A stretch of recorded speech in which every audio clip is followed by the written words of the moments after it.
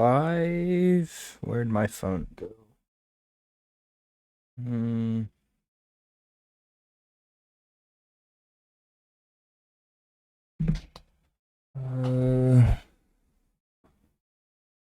Fell on the floor. So, a couple updates. Some good news and some bad news.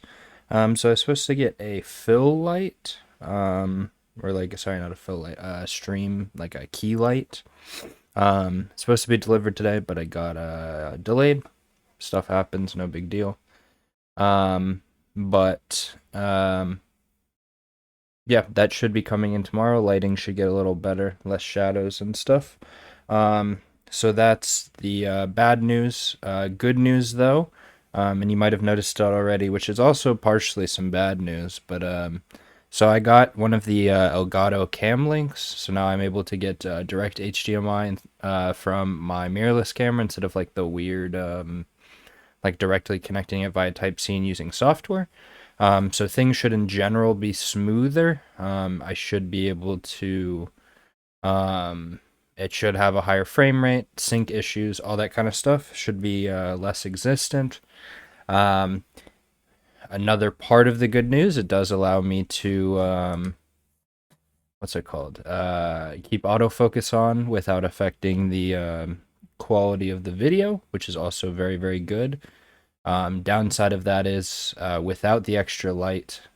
Yeah, it's super nice today, isn't it?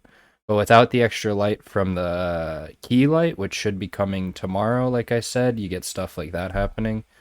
It's supposed to be on like face detect, but I don't know. I guess my face looks weird or something. Not really sure about that one. But yeah, the clarity's like good and bad. Like I don't like seeing myself with this much clarity. And like I can't now if I'm using this during meetings, which I probably will be, like I feel like I gotta shave every day now. Cause like I'm sure you can see it. Like with the especially with the crappy MacBook one, like you can't tell. And like even more so with this, even compared to the other one. But yeah, you got 60 FPS. I'm sure it looks like really, really smooth, which is nice. But yeah, oops. Yeah, so I don't know exactly what I'm doing today, to be honest. Oh, the other bad news that I also forgot to mention. There's a weird, I wouldn't call it a bug. It's like intentional on the side of Mac. But you can't record audio or like capture device or desktop audio anymore in like Big Sur, or no, whatever the one was before Big Sur, which is what I'm running. So there's a weird workaround that I couldn't get working. It's probably also against our security compliance rules. So originally what I was going to do is have some of my coworkers, one's in the chat right now, but have some of them come on and we're going to work on some stuff together, whether that be NVIM or do some pair programming or something. Hopefully in the future, in the distant future, my hope is to upgrade my desktop a little bit, and then hopefully this can be done via either Linux or Windows. Disgusting, but still better for streaming. But in the near future, hopefully I can get that working, get everything cleared, and we should be able to have guests on. But no promises on that one. So yeah, that's kind of everything I wanted to say for the intro. So there we go. Nice to see you though, Ishmael. Hopefully it's okay that I'm doxing you a little bit by saying your name. But yeah, sorry, I'm like, yeah, you're on our company website, so it's not like you can't be found. Yeah, I'm sending out, sorry. There's nobody here right now, so you're all good. Um, yeah, I'm just sending out. Yeah, should I drop his IP too? Yeah, sorry, I'm sending some messages. I'm sure Casey just saw that I sent something. I want to send one more text, just telling people that I'm live, and then I'll be ready, and then we can do some other stuff. Also, I was lying before. Any personal information I just shared, not real. By the way, I made all of that up. Just for the record. Who am I texting?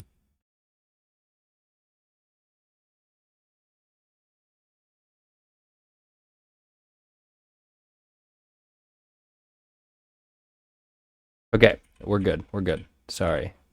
I'm not usually this distracted at the beginning, but yeah, let's go through the Lunarvim docs. Yeah, so there's another one. Well, I'm not dropping frames, but my encoder's overloaded, so it was a little choppy there for a second.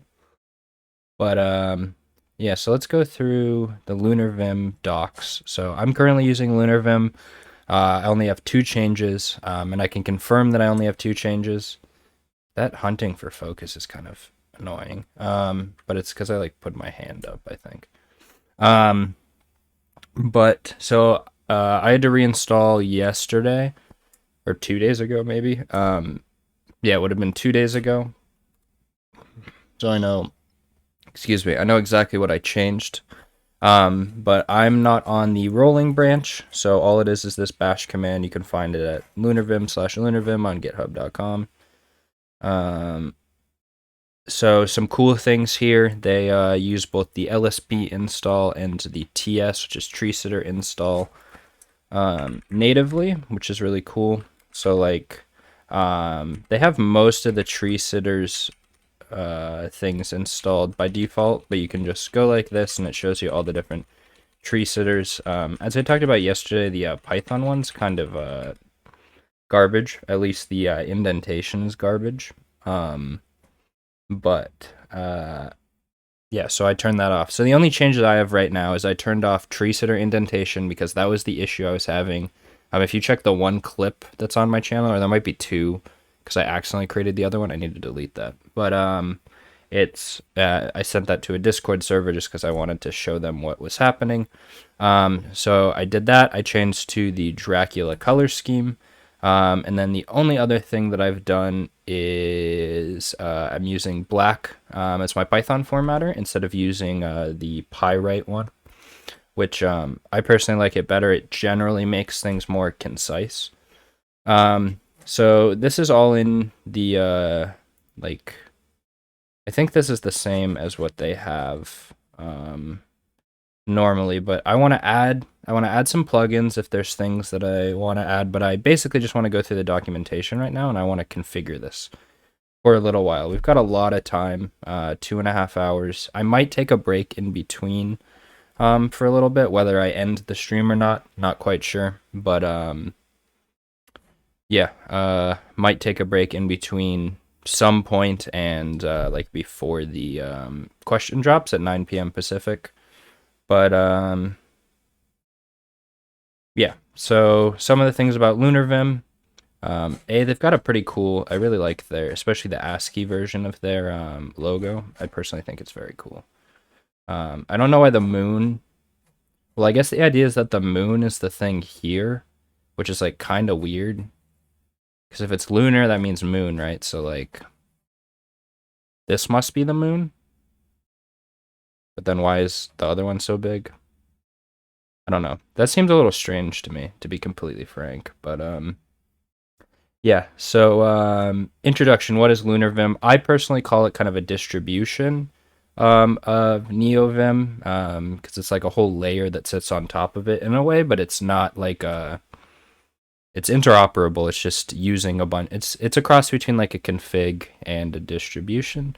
But let's see, what do they call it? So Lunarvim is an opinionated, extensible, and fast IDE layer for NeoVim greater than 0.5.0. It takes advantage of the latest NeoVim features such as tree sitter and LSP language server protocol support. Oh dang, that's what happens when I like just ate and then stream. But the reason that you need NeoVim 0.5.0 or higher, please focus again. There we go. The reason you need 0.5.0 or later is that was at the point where full Lua support was enabled for NeoVim, which is everything. To my knowledge, is all Lua-based plugins. So theoretically a lot faster, should be easier to configure, and stuff like that. At this point, 0.5.0 isn't even like Edge or beta branches from most package managers. 0.5, let's see.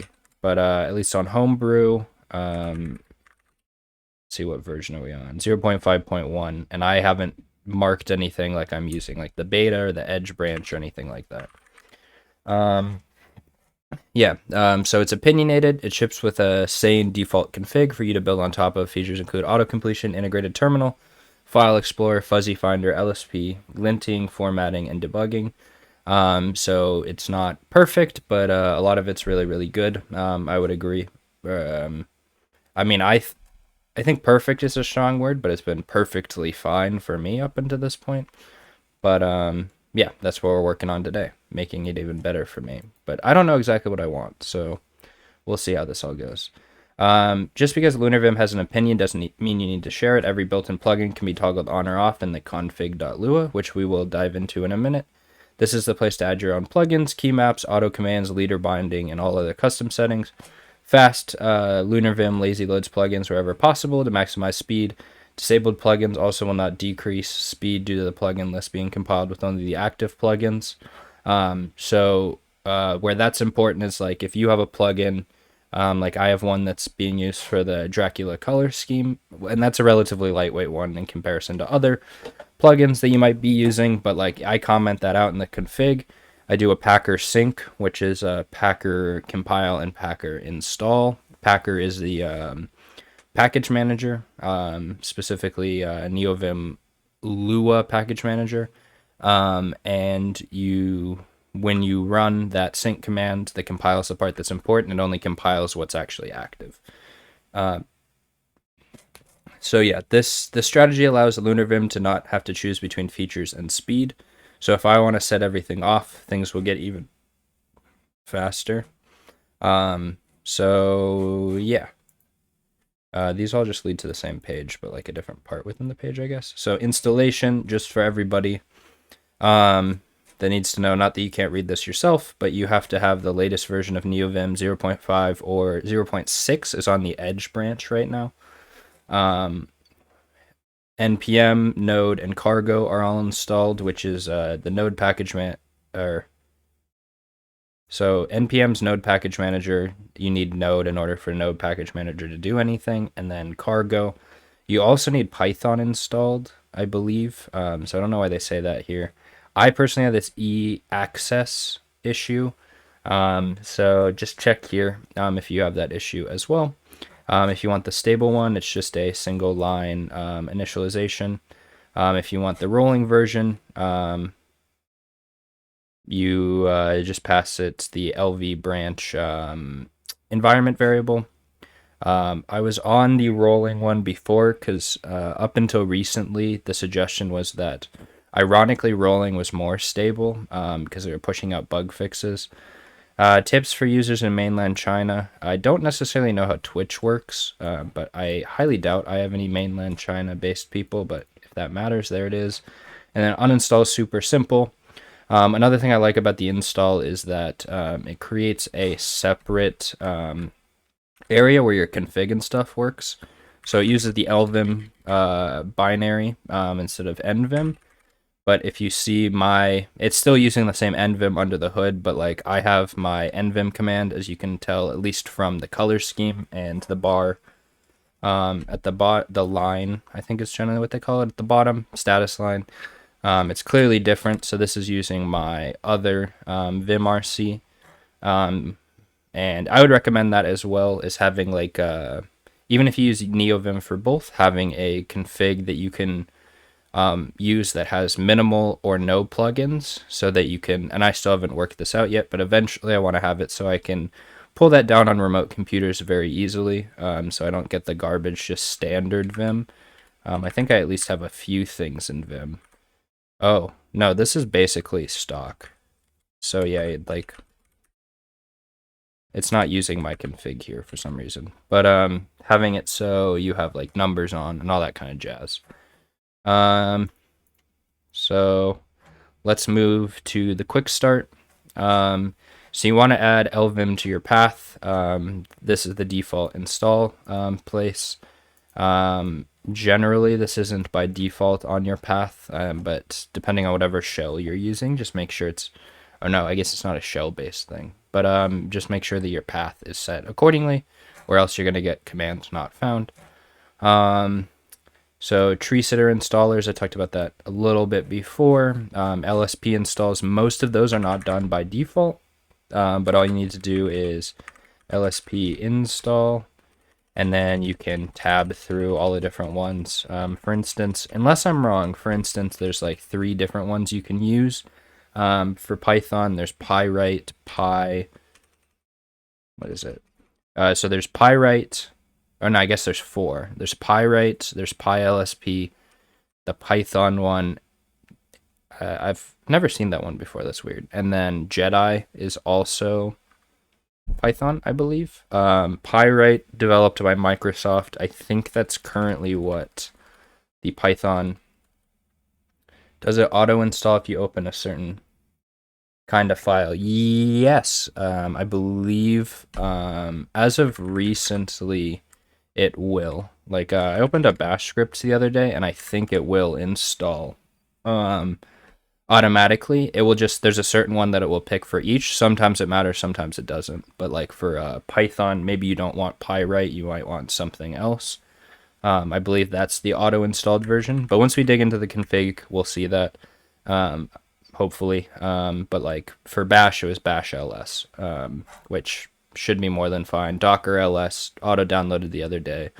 Terraform ls auto downloaded, and it comes with configuration. Some of these, when you install, at least the default ones, I think are already pre-configured. You might have to do some configuration that I honestly haven't ever figured out yet, if you want to install your own. I know with this before, they don't have Verilog in the LSP install by default because it's not being maintained, and that's the reason it doesn't show up in the list, but I was able to configure it pretty easily because I needed Verilog for my computer architecture class in the spring. So that's why. They do mention that sometimes the language server for your language will not have an obvious name. For instance, the language server for Ruby is SolarGraph. Metals is the language server for Scala, etc. So you can look here. Formatting and linting is not supported by some LSPs by default. This needs to be installed / configured separately. So that gets into the first change that I've made to mine. They have quite a few things that are in here and commented out by default, but oh, my bad. I have my key logger thing on right now, but it's not. Let's see what direction it moves. Okay, I'll move it down here, but just because we're doing Vim stuff. So this is using the Sumneko Lua language server. That's what shows up in the bottom bar here. Your file type with an icon. If nerd fonts, which we'll go into in a second, are included, it will also show that there. The tree means that tree sitter is active and configured. And I don't remember if this means anything. The gear icon, and then the file you're opening is down here. So in terms of formatters, Pywrite has a formatter. I'm currently using the black formatter for file types Python. This one doesn't have any super special configuration, but as long as you have black on the path, I mean, clearly the command's there. But as long as you have black on the path, that's all it needs for that. So this is the exe is just your binary name, your executable name. And then you define for what file types you want. I have no idea what isort does. I turned this on before, but it clearly did not work. So maybe I'll install this because it was in here. Oh, it sorts imports. That's pretty cool. So black you get just by a pip install. I assume isort is going to be the same, but this is useful. And it looks like it's supposed to be used, or it can be used with black as well. The typing pop-up is cool. Yeah, the only thing I don't like about it is that, that's interesting, they added Vim Key Bindings to GitHub. That's pretty cool. I do on my Brave install, but there's a couple different things. If you're a Vim user, there's a couple different Vim like browsing extensions that you can get, where you can like hit J to go down in the page, K to go up, backslash to search, or whatever slash is like not the escape character. I always get them mixed up. This focus hunting. I might have to turn it on manual focus eventually. That's really annoying. Yeah, so that's what this is used for. Ooh, we've got a... Are you a League of Legends player? Is that why you know this emote? I've never seen that before, to be honest. But yeah, isort helps with this. Yeah, so it's just a pip install, and then we should be able to... Ooh. So I was using... I was a fish user before this, ZSH, because that's the default on Mac, is what I'm using now with Oh My Zish. I really liked abbreviations in fish, but... Oh, okay, I see. Okay, so we should be good there. But I really liked abbreviations, which is the same... No, Oh My Zish. I don't care. No, it's Zish. Whatever, I don't really care. There's a bunch of like really opinionated things about how you pronounce like Unix utilities and stuff. Like technically it's sudo because it's super user do. Yeah, kubectl or kubectl. How what? System cuddle. Systemctl. I said systemctl till I met you. How do you say what? Do I say what though? But technically it's sudo. Oh, I see. Hopefully I'm not lagging. It's not showing any dropped frames. Okay, I see. Technically it's sudo because it's super user do, but sudo. And then there's the Pokemon as well, sudo wudo, I think is how you say it. Sorry, that's not important. Suda. Super user does. Yeah, you can call it whatever you want. I don't really care. I'm just saying that there's some opinions there. But yeah. And I'm not going to be consistent with how I pronounce things either. I'm going to be straight up with y'all. So you see down here, yeah. No, I think cuddle's better though. CTL is like too many extra. I might turn on manual focus. This is getting really annoying. But I'm too far away. Screw it. Never mind. Okay. It's just too many extra syllables to say. I'm cuddle. It's only a slight difference. Something about like cuttlefish. I don't know why I brought that up, but cuttlefish are very interesting. Okay, so you see down here, packer compile complete. What the heck is happening? I think I just like clicked too close to the edge of the window. Whatever, it's gone now. But the packer compile gets run anytime you change the config file. There's something weird that was not happening before, but is happening now. Oh no, it seems to be fine actually. But sometimes you have to immediately exit out whenever you change something, do a packer sync, and then it's going to do this whole thing. It's going to pull all the, it's going to sync all the plugins. It's going to pull everything down from the Git repos. And then you quit out of that, you close, and then you open back. And it's weird though, because like sometimes you can immediately tell, like if you don't immediately come to the dashboard, you know that you probably need to do that.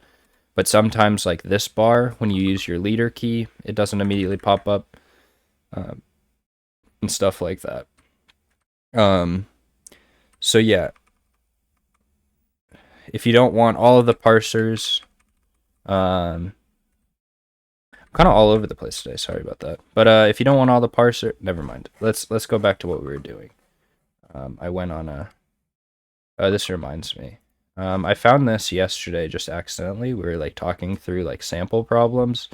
I'm not going to say this word because I'm supposed to be presentable on stream, but there's foff as a service. It's like an API you could just get like all of these different things, which is pretty funny. I really enjoyed this. Might start using this more. I don't know what you'd use it for, to be honest, but yeah. So back to the whatever we're doing here. So formatting and linting are not supported by some LSPs by default. It seems to be fine for me. I've never really noticed an issue, but sometimes. Oh, so you can see here which things support whatever. So this is another one that's really, really important, is you want to use nerd fonts with Lunarvim. And the reason is because like this little tree down here, this gear icon, the Lua icon, when you open up the file explorer, which I'll talk about in a second, like having all of these things aren't going to be there because they're not rendered as images. They're rendered as Unicode characters. So same thing with like emojis and stuff. So you want to install a nerd font. You can check on their website, and then you can look. Does it do the download here? Okay, you can do it there, or I usually go through the GitHub. I don't know why it comes to this. Oh, because it's a star little thing. But basically what the idea is that you have all these material design icons, font awesome, Powerline, Octacons, which is GitHub related ones, whatever. So it takes like a normal coding monospace font, and it aggregates them together into a single font, so you don't have to like say, oh, any ASCII characters render with my normal font, but then all the other ones render with this font. All of these ones render with this font for like certain Unicode ranges or whatever. I to be honest, I don't really know how this works under the hood. But you want to use a nerd font so they're all patched together. There's a bunch of different options for the one that you use. I personally use JetBrains Mono. There's some really cool work that goes into how readable the stuff is. I mean, it's very readable right now because it's large for the stream, but even at a smaller font like I normally use, very, very readable. And there's all of these different download options. I would recommend, if you're using Homebrew, really, really easy to just do it this way.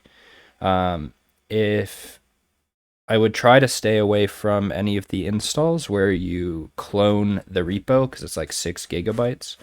But to each their own, because it pulls in all the fonts, not just the ones you need. But you need that, and it needs to be set in your terminal in order to get the all those icons and stuff. I also like ligatures, but that's a opinion-based thing. So, yeah. Let's move on to the next step. So, configuration. So copy the example configuration. I think that's the normal one. I don't think this is updated. I think this is the sample configuration with all the stuff commented out. But let's see. So this gets into the first cool thing you can do. So the leader key in Lunarvim is spacebar. And I don't remember what the name of this plugin is, but it is very similar to Doom Emacs, if anybody's used that. I used to be an Emacs person, I'm sorry. But Emacs with Vim Key Bindings in the editor. But anytime you give it I think they're called chords when it's like separate invocation. So you hit space, and then it will tell you all the different things that you can do after a space if you don't immediately give it something afterward, and there's some time limit in order for that to show up. So in this case, we want to open the Explorer, which is E down here. So you open the Explorer. This is NVIM tree. So where is this file?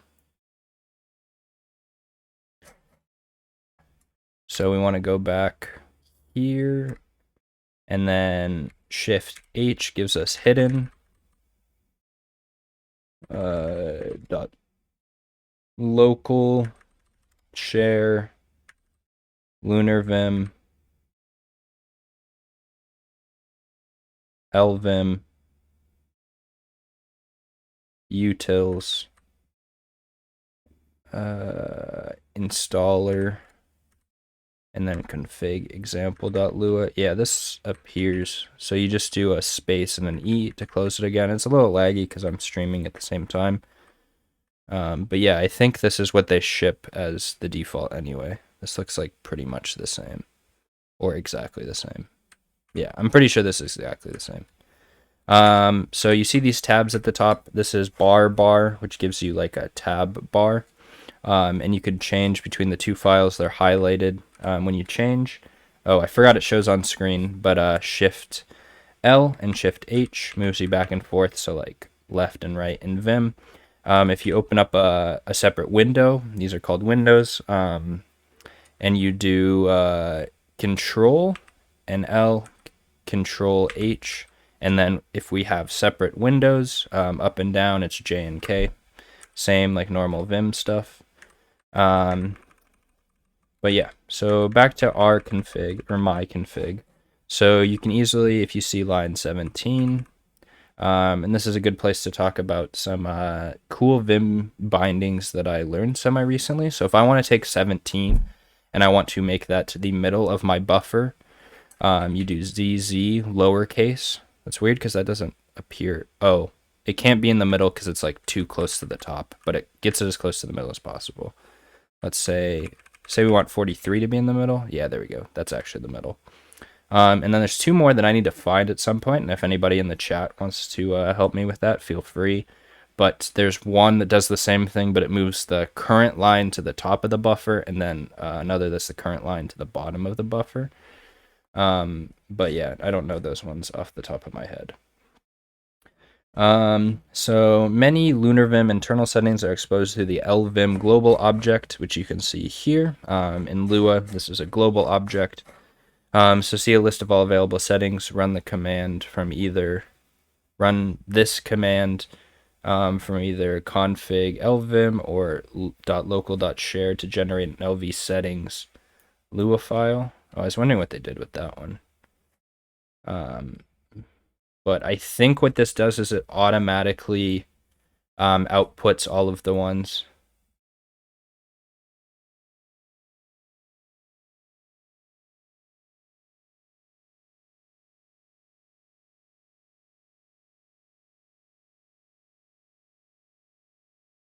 Thank you for that.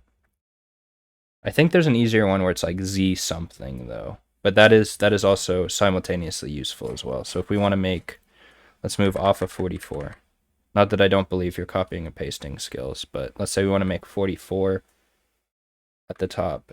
We'll make the top of the screen start at 44. Conversely, Z, we'll move the current line to the center of the screen, and Z hyphen. I thought there was one though. Oops. 44Z. For some reason, that does not work here. I don't know if it's being overwritten. But I thought there was like a different Z command. I mean, I think for the most part, like the center of the screen one's the most useful. Top of the screen's also probably useful. Bottom of the screen, not as much. But Z hyphen. So let's say we want to move this line. That's weird. Oh, is it because I'm right at the bottom? No, I'm not at the bottom of the file. That's weird. Why does it not move it to the bottom? It shifts it down, but like not all the way down. Yeah, I don't know why it's not working. I need to get better at not just like holding K either, like actually using the numbers. So like in Vim, if I want to go down 50 lines, as was kind of implied with that comment by Havoc Code earlier, you can do like 50J, ZT. That's still weird though, because it doesn't go to the top, but it's like mostly to the top, and then it seems to be the converse of Z hyphen, but it's kind of weird. I mean, I guess it's kind of good that it like doesn't. So just like, why doesn't this one work anymore? Weird champ. So ZT works, but why does Z hyphen not work? Oh, it sometimes works. That's very odd. So one of the things they added here on line 19 is it's cool that they have this like global object. So you can do Lvim .keys .normal mode if you do a C and then an S, which is Control S. So let's just add. So it's going to be very similar, unless you're a Mac user. It's going to be very similar to how you would just save.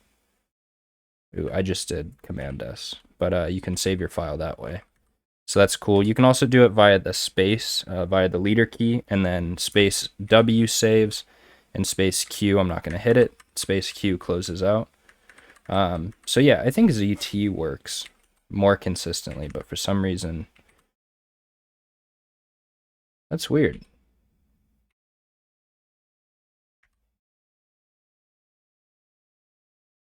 Yeah, it doesn't seem consistent, but I don't know. So if I run this, yeah, it's like top, it puts it in, it's, yeah, bottom half. It's like centers it within the bottom. I mean, however you want to think about it, moves it to like 25% and 75%, which I guess is like kind of useful. But sometimes having like a true top would be nice because say you're like at the beginning of a function, you might want to move it so all you see is the function, or you can see as much of the function as possible. So you want to take that top line where in Python it'd be your def keyword is, and then you pull that all the way to the top. I'm going to move my mic a little further away because I seem to be peaking a little bit. But yeah, so let's run. I also think that personally that this is like a mortal sin when dang, this is like really lagging out my computer just selecting this. But when people don't put the little like copy paste or copy button when they have like a code snippet, if you do that, I don't like you. So where are we right now? We're in config.lvim. So should be able to run this, and it should create an LV settings, which I think will, yeah. So I just did, I forget that it's always on screen, but it's nice to tell you anyway. If you make a change outside of NVIM tree in order to refresh your file thing, you do a Shift R while in NVIM tree. So because I did it in the integrated terminal, because it's outside NVIM tree, it didn't show up, but refreshing the file system, or at least that directory you're in, fixed it. So I think what this is it very clear. How long is this? Yeah, I think it takes like all of your explicit and non-explicit setting definitions and puts it in here, so you can change it, because like a lot of the things in config is like implied, but this allows you to see what all the defaults are and change them. It's also helpful because it tells you like what is available. But the LSP, it's kind of weird though. Before we get to that, I don't know why. So if I do a space, an L, and then I, it tells me what's available. But for some reason, it's not attaching the Sumneko Lua LSP to this buffer. As you can see, ls language server inactive. So I don't know why it does that. But with the language server, you can do Lvim, and it's got all this stuff baked in. You can kind of see what most of your options are. So as long as you know like where to start, you can like tells you all the different options. So I'm tabbing through, and then it's got this little nice window that tells you like what the default options are or what it's expecting in terms of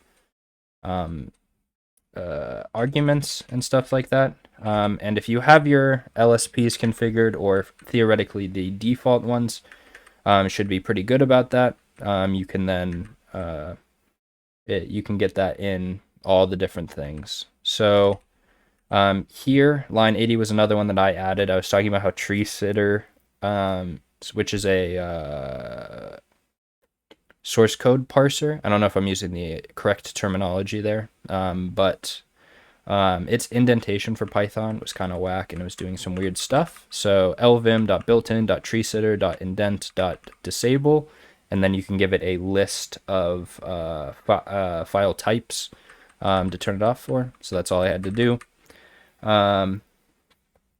So yeah, as you see, to Havoc Code's question previously, it does do automatic server installation for language servers when you open a file type that you don't have one already installed, but you can turn this off by uncommenting that line.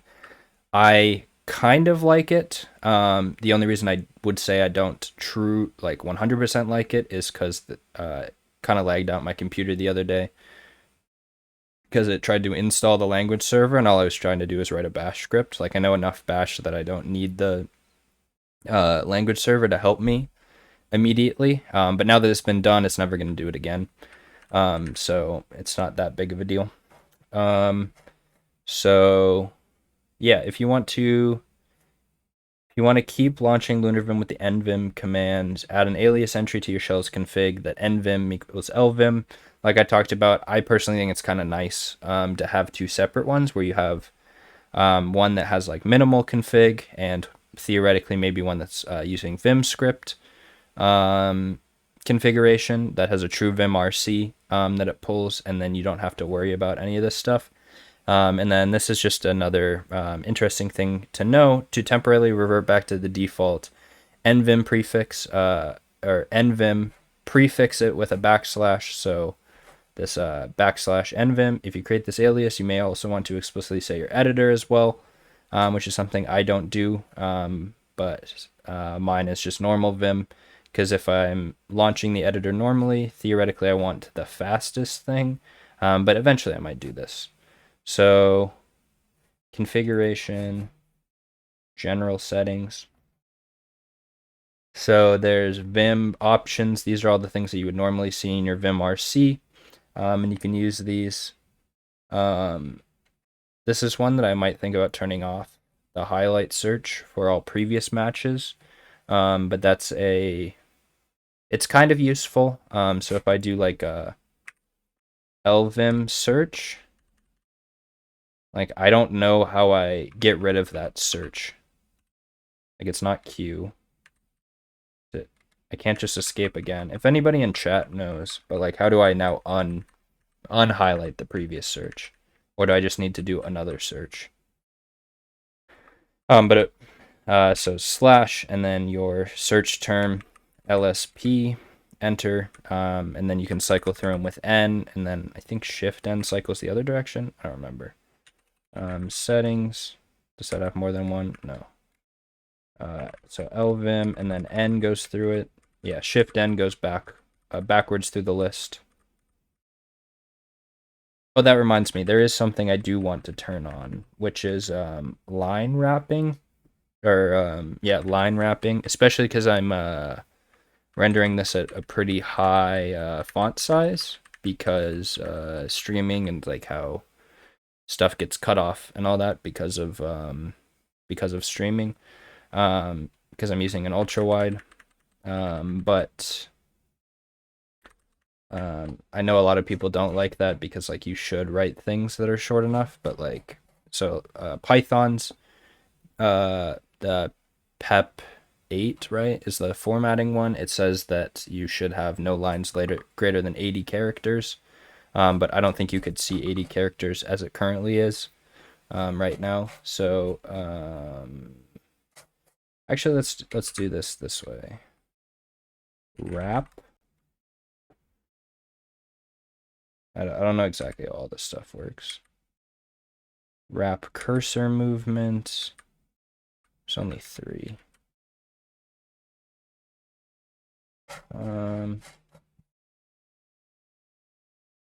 Line wrapping them.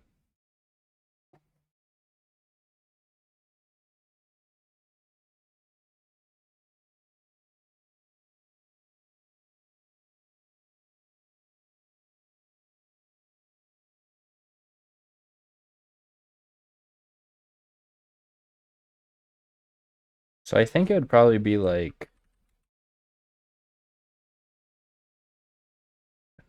so line wrapping. I think it's always nice to have in your code comment, or in your configs, having comments that tell you exactly what you were trying to do at a place or what you're currently doing, because then it's useful there. Wrap Vim.wrap. Maybe not line break. I don't know if that's... I don't know how you do like normal Vim things. I thought that's what this was going to be about.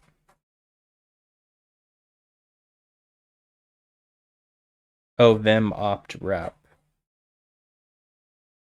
So see, it is useful. Vim.opt.wrap. By default, it's false equals true. Yep, so now it wraps. So you can, where's an example of it? 130 wraps around. Because if I change this back to false, 130 is only going to show up as one thing in the gutter. Oop. How did I even copy that, to be honest? But if you change it back to false, 142, for instance, is going to... so Control S, which also works and should be faster. So yeah, wrapping's on, so that's cool. Allow the mouse to be used in NeoVim. Seems to be on by default. Oh, these are all the defaults, so yeah.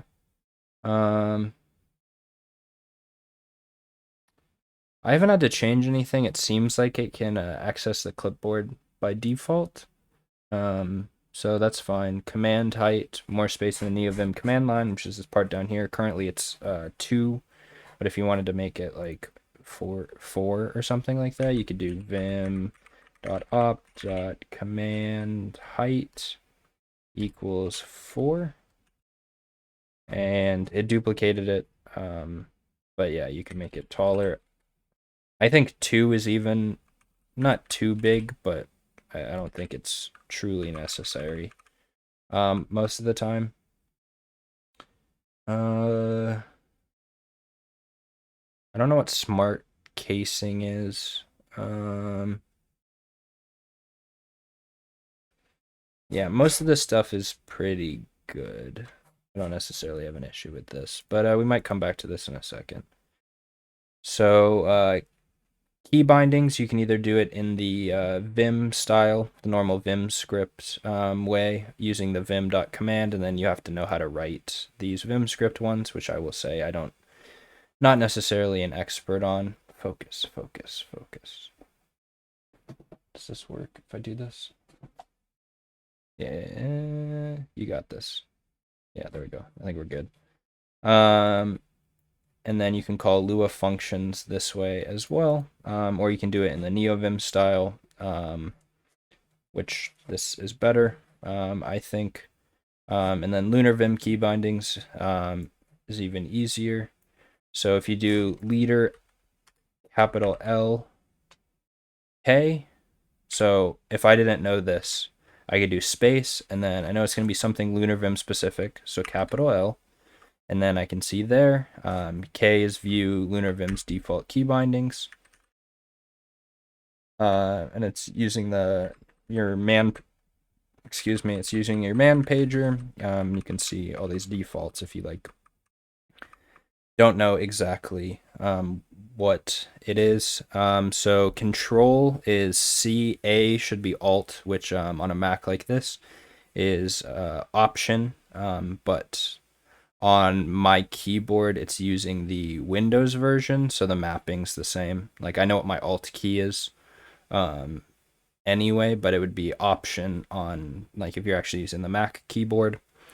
And I don't know what term mode does. Oh, if you're in terminal mode, this is equal. I don't know what this would be equivalent to, so I don't necessarily know. But yeah, I don't know. We can get into that in a second. So leader LK gives you the key binding set by Lunarvim. If you want to modify a single Lunarvim key mapping, you do it like this. We saw it with that Control S one. It makes it equivalent to :W. So it'd be less than capital C hyphen S greater than symbol. And that's just holding Control, pressing the S key. If you made it a capital S, then it would be you got to do a shift. So normal mode, or maybe you need the shift, which is S. I don't know what the default behavior is for H and L, to be honest.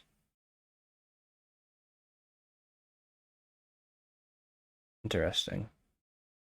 I don't know enough about Vim to begin with, sadly, to know exactly how this works. Erase Lunarvim key bindings and replace them in this way. If you wanted to use that, use leader LK to view the key binding set by Lunarvim to see if a particular key has already been bound. Verbose map, and you can go through all the different ones. Sorry, it's filling up the screen with key stuff. But if we wanted to see what SH is, oh no, I think that just says it's part of the map, so it doesn't tell you what it is. Hello, what's up? Welcome to the stream. Yeah, if you have any questions, comments, concerns, gripes, complaints, whatever it may be, feel free to throw it in chat.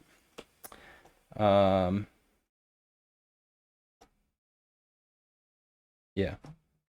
Or just list every mapping: nmap for normal mode, vmap for visual mode mappings, and was doing AOC to day 3. What happened on day 3? Why aren't you continuing? But yeah, I've been doing every day except for one of them. I finished the day of, and that one took 22 hours because I gave up. Oh, okay. Makes sense. But yeah, you gonna start again today?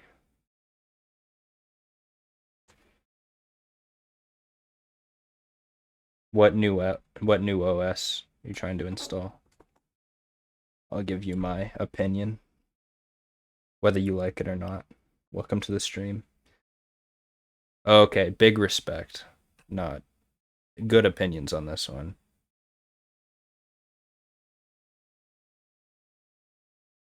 Yeah, I would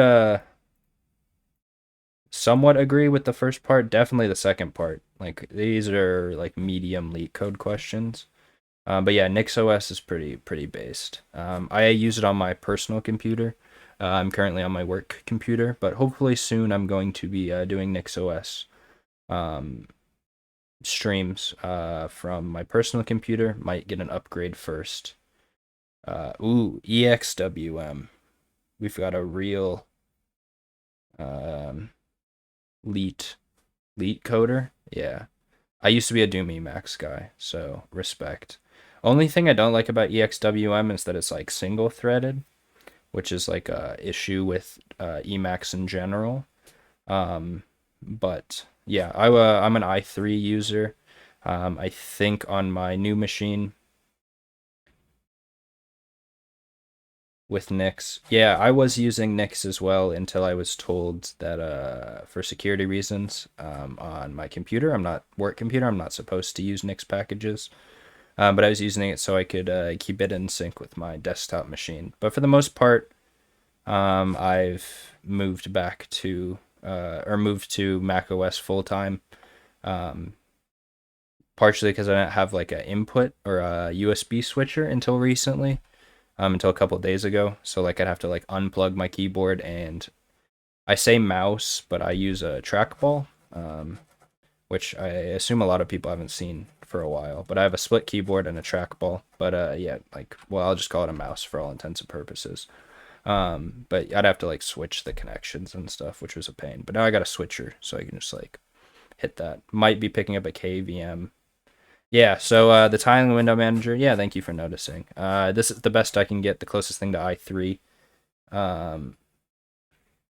Yeah, so what company do I work for? Oteemo, Oteemo Inc. So this is like part of our like marketing outreach. So I'm streaming on their, yeah, no, not Fang level. Why do you say letting you stream? Like for all intents and purposes, yeah, Starbook is cool. Why do you say that though? They're the ones that are like supporting me and stuff through this, so that's why I'm allowed to use my work computer for it. This is basically just like work on off hours. But I use a index finger trackball. I'm personally using the so before I show anything, I think that like the price of anything that's like ergonomic when you're on your computer all day is definitely worth it. And there's some other intangibles here that are also at play, but I use the Plupico. Funny name, I know. But these are 3D printed. They're fully open source. I had it assembled by them, but I'm using their classic trackball. They have a mini one. They have a mouse. Yeah, well, so I'm not streaming anything from the code base. Anything that's like secret is on. I don't even do the coding locally. It's all being done on a remote machine. So, but I mean, there might be some small things that might be leaking, but for the most part, like most of this stuff's not on my local machine to begin with. But that is a good point. And they just recently added, Ploopy just recently added a thumb trackball if you're into that. But even the index finger trackball is not ambidextrous, so like some of the benefits of a index finger one isn't there. I think I like this better. I tried both, like a cheaper Logitech version of both before I picked this up, and I think I like index finger better because it can be a lot bigger. Well, they look about the same size. But yeah, that's what I'm using. Um, but yeah, I'm not streaming anything from their code base. I'm just talking about my config and then doing advent of code on here. So nothing's really there. Yeah, we can compare the day 3 solution. What language are you doing it in? And mine, I don't remember what day 3 even was, but mine's definitely not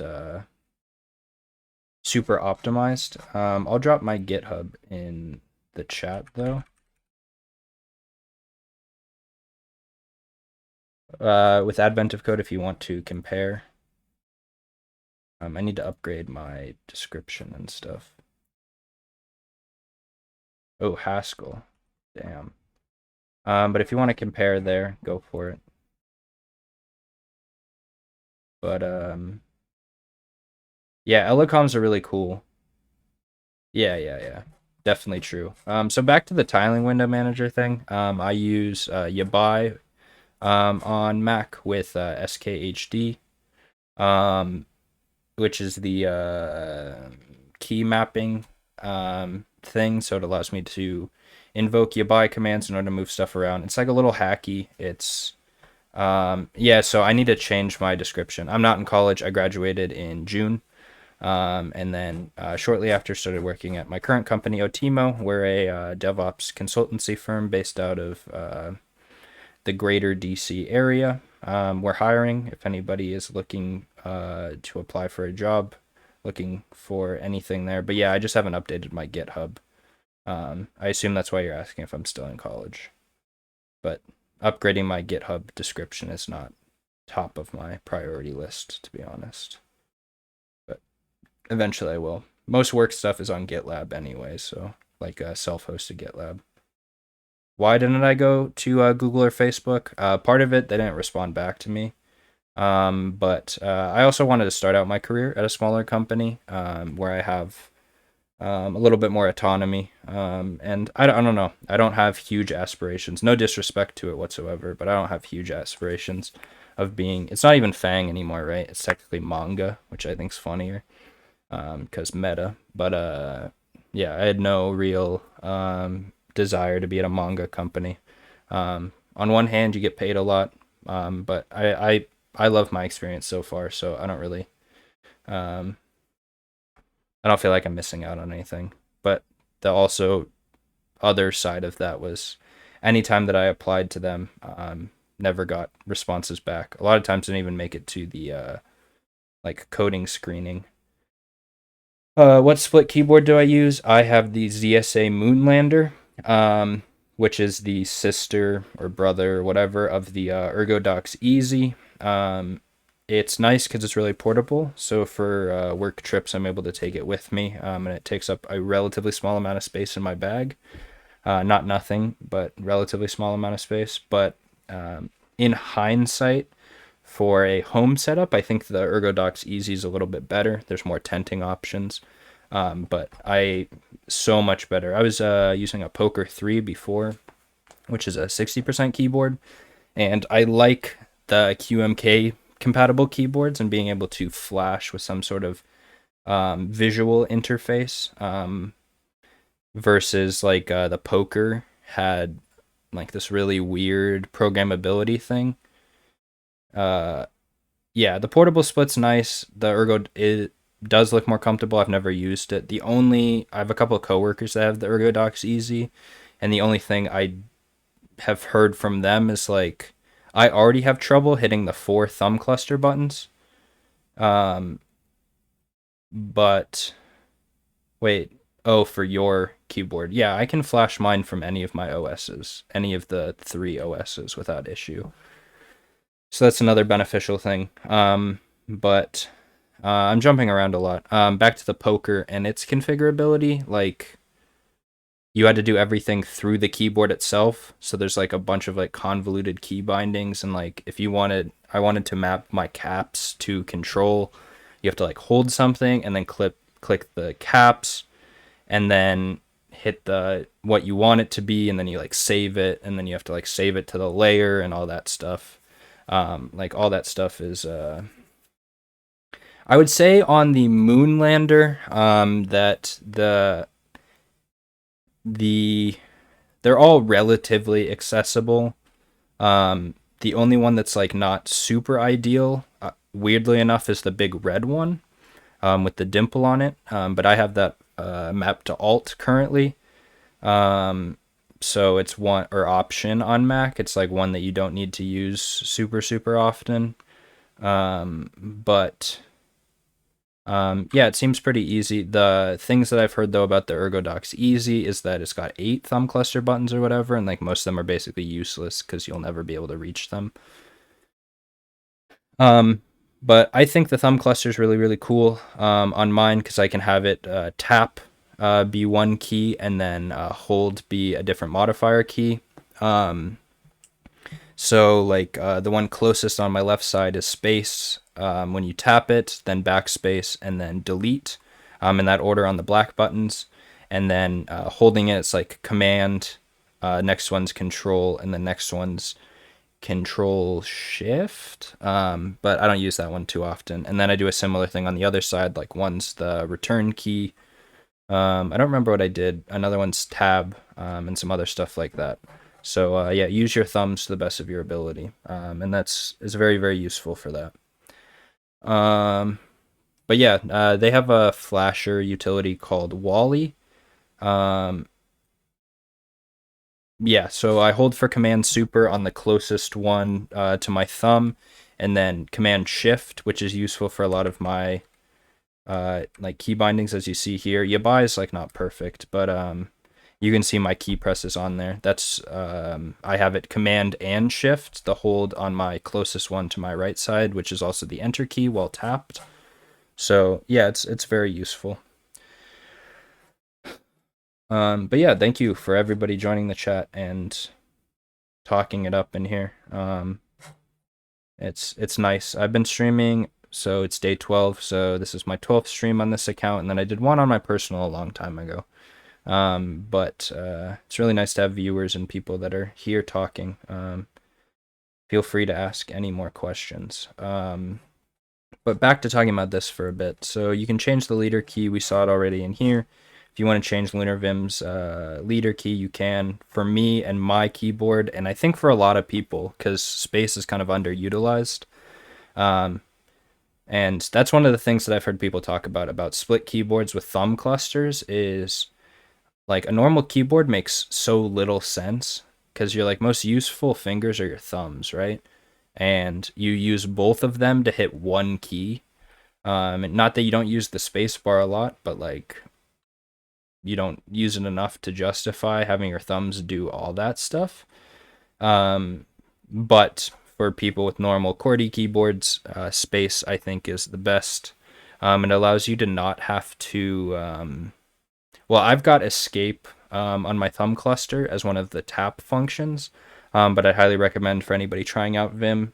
There's two different schools of thought. One is just for general usability. Excuse me. Map your caps lock to be escape, or sorry, to be control, because then it's very, very accessible. And then maybe set your control to be escape. Basically, caps lock is a huge key, and nobody uses caps lock, to be honest. Well, maybe you do, but not enough for it to be so close to your home row. The other one, and what I did for a little while, I still think I like control because it's escape is a little less useful outside of Vim, but having caps lock be your escape and then leaving control where it is normally. But with my customized keyboard, left space is mapped to backspace. Yeah, I have like I was saying, I kind of have a similar mapping in a way. I guess my space is still on my left hand, but on my thumb cluster, the one a little bit further away is backspace, and the one a little bit further than that away is delete. So I get both directions of backspace / delete and then space all right next to each other. I have an Alt key right next to my left spacebar that I map to escape since I use it so much with Vim Key Bindings. Yeah, I think that's good as well. There's also another school of thought, which I've personally never done, but you have some sort of like Control J or something like that to be something that's not being used by anything within Vim. I think Control J is what I've heard before, but have something like that that you use to move, to invoke an escape or move into normal mode. I forget which one. They're mostly the same in most circumstances, but I don't think they're equivalent. But yeah, back to this. But yeah, I love the questions. Keep them coming. Enabling maps following command. Wait, what is this? By default, when pressing left, right cursor keys, Vim will not move to the previous next line after reaching the last characters in the line. This can be quite annoying for new users. Fortunately, this behavior can be changed. The keep is what determines what's best. Yeah, 100%.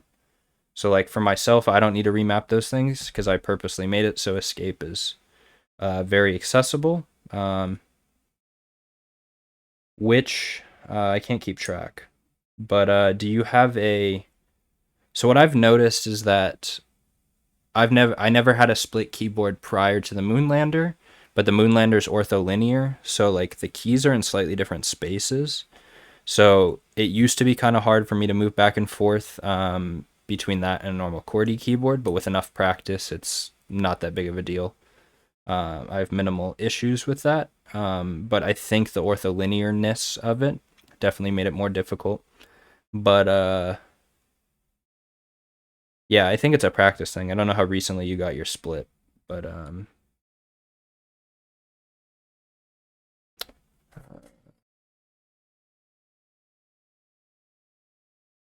Yeah, someone else was concerned. I forget who it was. Someone else was concerned about me doing this on a work computer. Part of this is I'm using Firefox, which is not my normal browser. Oh, I've seen this one before. It looks pretty cool. Yeah, so it's not ortholinear. I would hold up my keyboard, but I don't think it would focus on it. But if you look up the Moonlander, you can probably tell the difference of how the keys are laid out. So like Q, A, and Z are all right on top of each other, whereas in a normal QWERTY keyboard, they're like at a diagonal. Yeah. So if it was 2 weeks ago, it's definitely just a practice thing. It probably took me a month to 6 weeks before I didn't like really have to think about switching back and forth. And that was like using it every day. But yeah, so I'm using Firefox with like, which is not the browser I normally use. So like there's hopefully nothing that leaks this way. But yeah. Um, so where were we on this? Did I move to a new? Oh, it's at the bottom. So I don't really care about this line wrap cursor movement. So like moving to the end of the line and then hitting L would move it to the next line. Like I've done enough Vim. I'm by no means an expert. You'll probably see once we move on to Advent of Code stuff, but like it's not really much of an issue for me, but that's something you can turn on if you want. Example mappings, whatever. Leader key, cursor movement. Okay, so color scheme. So you can use telescope, which is I'll show you here. So if you do wait, no, that was wrong.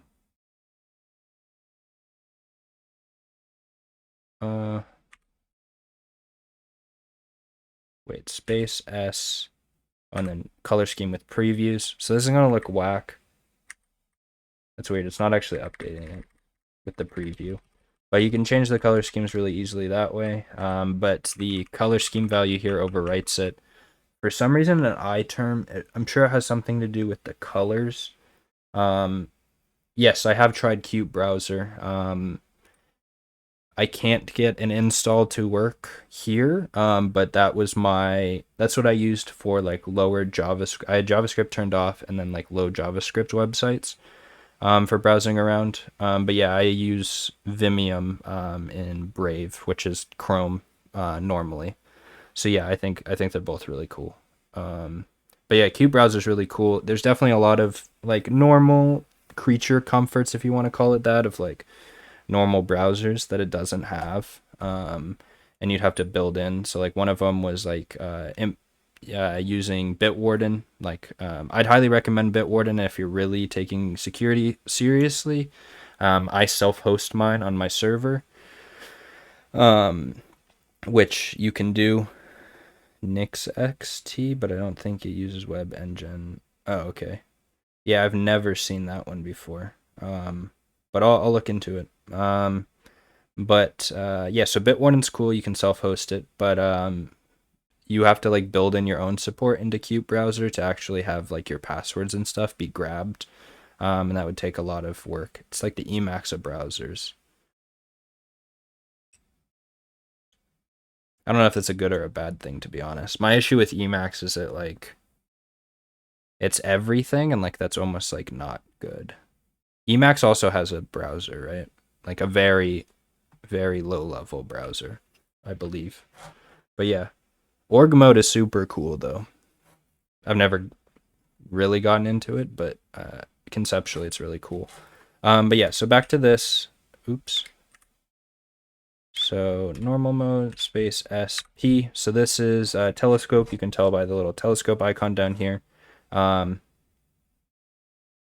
I think he said NixOS before, unless that was someone else. I'm also a NixOS user, clearly not right now, but my personal computer is, and hopefully I'll be streaming off of that by the end of Advent of Code, but we'll see. But sometime in the future.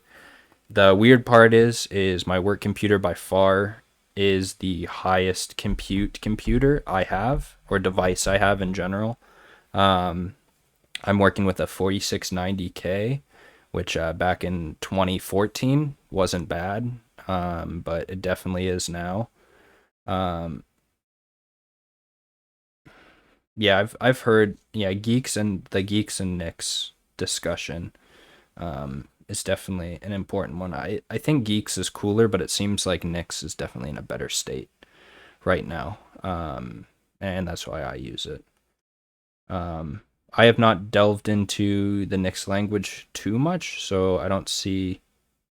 DSLs are horrible. What is DSL?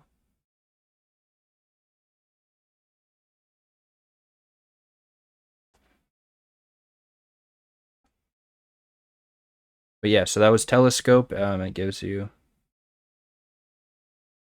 Yeah, the nice part is like I don't have to touch it very much. Generally, the packages I need, what are they called? Not formulas. What's it called?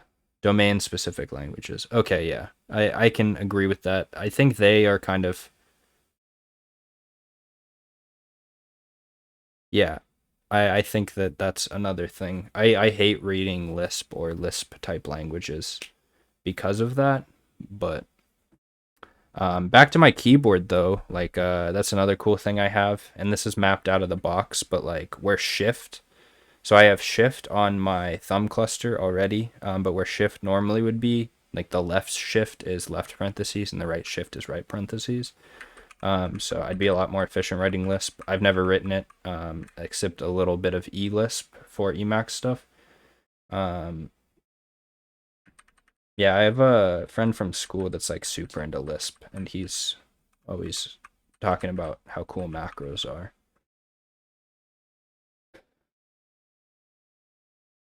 Lispy, is that like Lisp Pi type thing? Yeah, he tried to convert me. He just there was no real reason for him writing it other than just practice, but he wrote a uh Lisp compiler as well. Wait, no, I'm trying to remember now. I don't think he wrote a C++ compiler in Lisp. I think he wrote a Lisp compiler, or no, a Lisp interpreter in C++. But yeah, he was super into Lisp. And then I tried to like get him to use Emacs, and he was like, "No, VS Code's better." And it's like, "You're weird, bro." Um, it's a Emacs package that makes working in Lisp better. Cool. Why is Yeah, but back to like having a powerful computer. Like this is a 16-inch, like one of the Intel MacBook Pros, and even with 8 cores, I think that's what I have. Even with 8 cores, 16 threads, like streaming and coding at the same time is like less than ideal.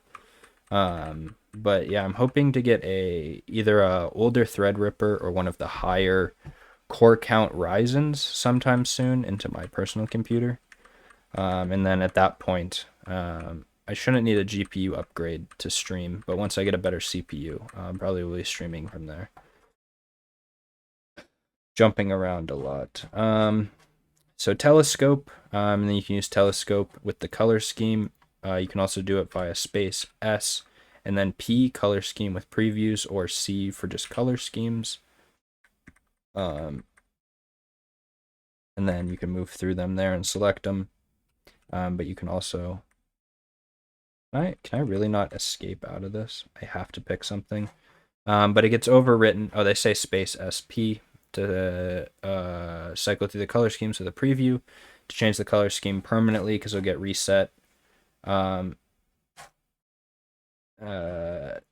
you can set it within the config.lua. I feel like everyone who gets into Lisp tries to make their own Lisp interpreter compiler. I was just watching another streamer who made one for the Go.game engine. Yeah, I feel like Lisp people are just a different breed.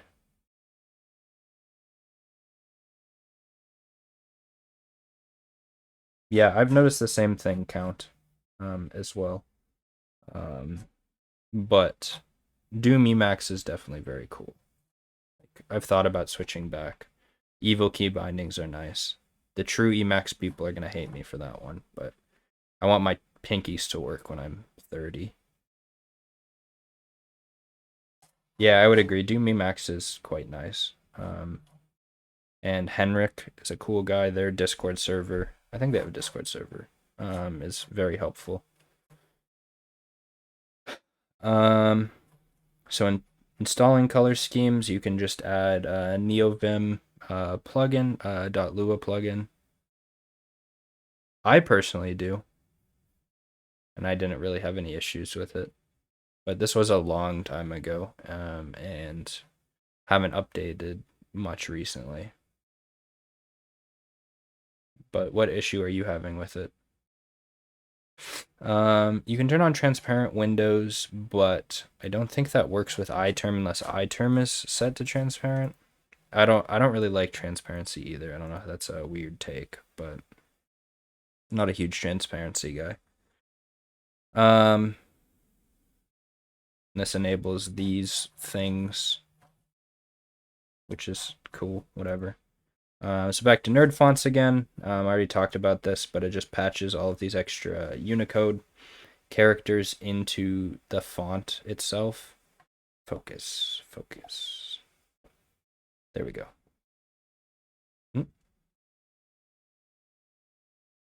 Why is it struggling so much? There we go. I think I need to be in like the middle of the frame, even though it has face recognition on. You can watch the video explanation. There's a bunch of manual installs, whatever. These things aren't super necessary. This is what you would need on Linux in order to refresh your font cache. I'm on here, so it does it. Oh.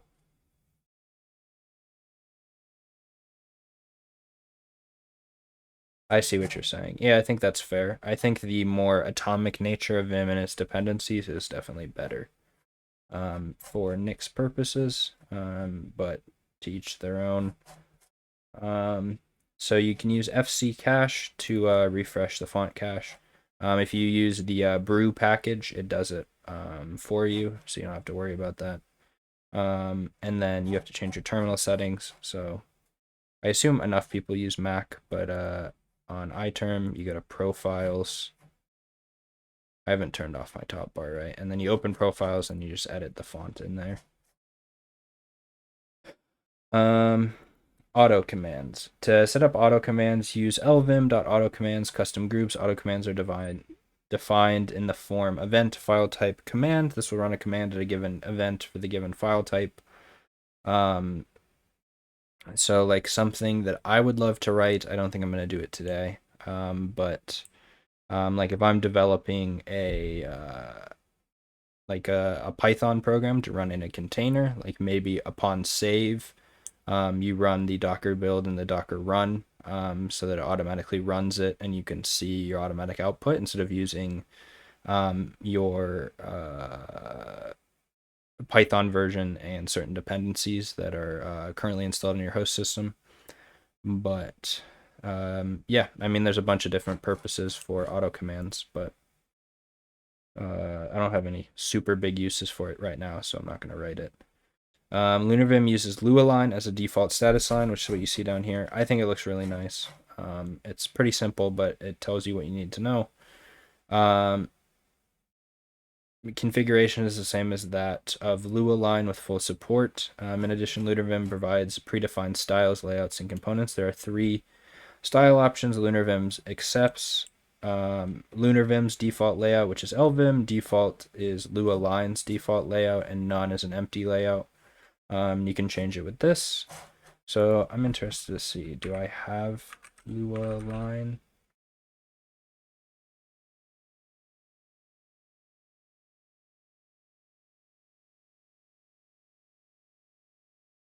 So lvim.builtin.lualign line.style. See what default looks like.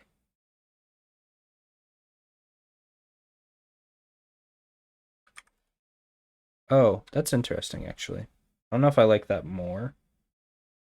Also, the penguin, I feel like, should not be here.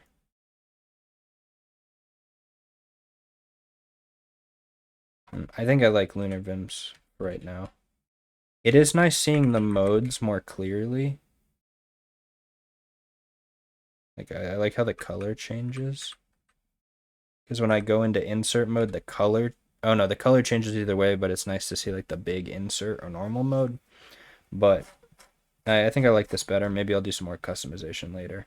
So you can use any component that Lualign provides and Lunarvim provides. Lunarvim's components are mode, branch, file name, diff, Python, environment, diagnostics, tree sitter, LSP, location, progress, space, encoding, file type, scroll bar. To set Lualign's diff component to section C of default style, you do it like this. To set Lunarvim spaces and locations component to section Y, and Lualign's mode to section A of Lvim style.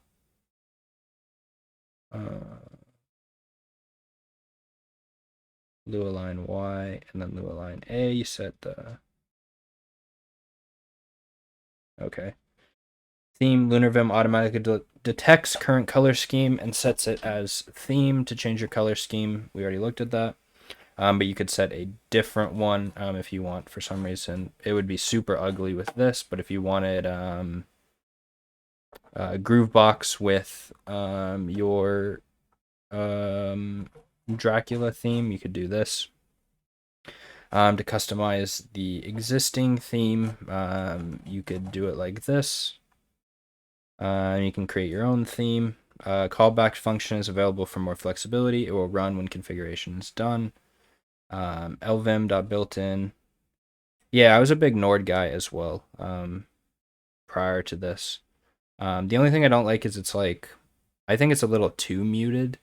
Like just the different shades of blue. I know they have their like accent colors, like the pink and the teal and stuff like that, but I don't know. I stepped away from it for a little while, but my config on my Linux machine is full Nord, I think, right now. With like yeah, I think that's useful. I would agree. And like I used Zasthura for PDF reading. And you can set that to be a Nord theme. So when you do like the dark mode conversion, you can have it use Nord theme, the Nord theme colors instead, which is super nice. Was nicer when I was in school and I was reading a lot of PDFs, but I still read enough today on my computer that it's probably worth it. So if I wanted to use a callback, I can do that. I used to have code stats set up and code stats Vim plugin configured so that I could keep track of how much like coding I do and in different file types. If you've never seen code stats, pretty cool. I'm not signed in, but basically you can see like, I don't know what this thing is down here. But yeah, you can see like a breakdown of your yeah, see example profile. That's what we want to do. So you get like levels, and it's purely based on like how many lines you've like changed or characters you've changed and stuff, but you can like see your levels by different languages and stuff, and there's like a bunch that it supports. Back when I was a VS Code noob, non-wall pipers, sort of like system crafters. I've never seen system crafters. I'll look into it. I'm a big DistroTube guy, probably because I'm a normie. But also when I was a normie, I used to use VS Code, and I had a similar extension to this, but this is better, I would say, and it's like all it's extensible with a bunch of different languages, and it's all like I can have it in my ZSH shell. And then I can have it within here. And if I also want to get the code stats extension for VS Code, the only reason I ever use it is remote machine coding, because it has better support for that. And if I want to use the live share function, if I'm like pairing with another coworker, I'll do that. Don't worry, I don't use it that often. I use it with the NVIM extension as well. So I don't want any hate. Okay, I see. There's one other Emacs guy who was like really, really good, I remember. Like specifically for Doom stuff, and that's how I learned like most of my rudimentary knowledge about Doom. But Emacs is such like such a behemoth. Like Vim, you start at the bottom and move up, but Emacs they just like throw like multiple gigabytes of program at you, and you have to like figure out what's there. which is kind of weird. Lunarvim strives to have support for all major languages. This is made possible by utilizing, yeah, it is an OS, basically an OS. A lot of time the joke is what, like, they'll say like, oh, NixOS is just my bootloader for Emacs, which is kind of funny, or whatever is my bootloader for Emacs. Lunarvim strives to have support for all major languages. This is made possible by utilizing some of the great plugins in NeoVim's ecosystem. LSP config for LSP support, NoLS to provide support for handling external formatters such as Prettier and ESLint. Integrates with NVIM treesitter to provide rich syntax highlighting and other language parsing magic. If your language is not supported, please check the following links and file a ticket so we can add it, I assume. I don't know, that line didn't get finished. Yeah, so just file a report or an issue on any of these 3 repos if that's something you want to add. At a glance, you can use the following commands to check some information about any language servers that you have configured. Yeah, that's pretty funny, yeah. Emacs is an OS that lacks a decent text editor. I don't think it's that bad, but I like Vim better.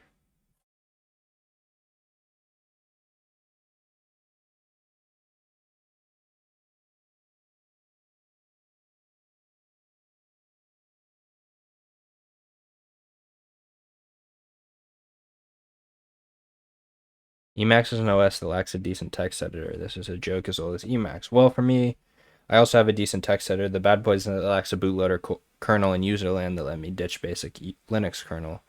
GeeksSD is a nicely integrated, but Emacs...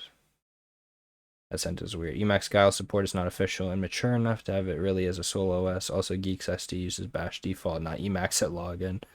For now, I'm happy enough with NixOS EXWM, despite few annoyances not directly caused by Emacs. Would you mind sharing your Nix? Whatever. Not funny. Evil mode was released in 2013. That's my feeling.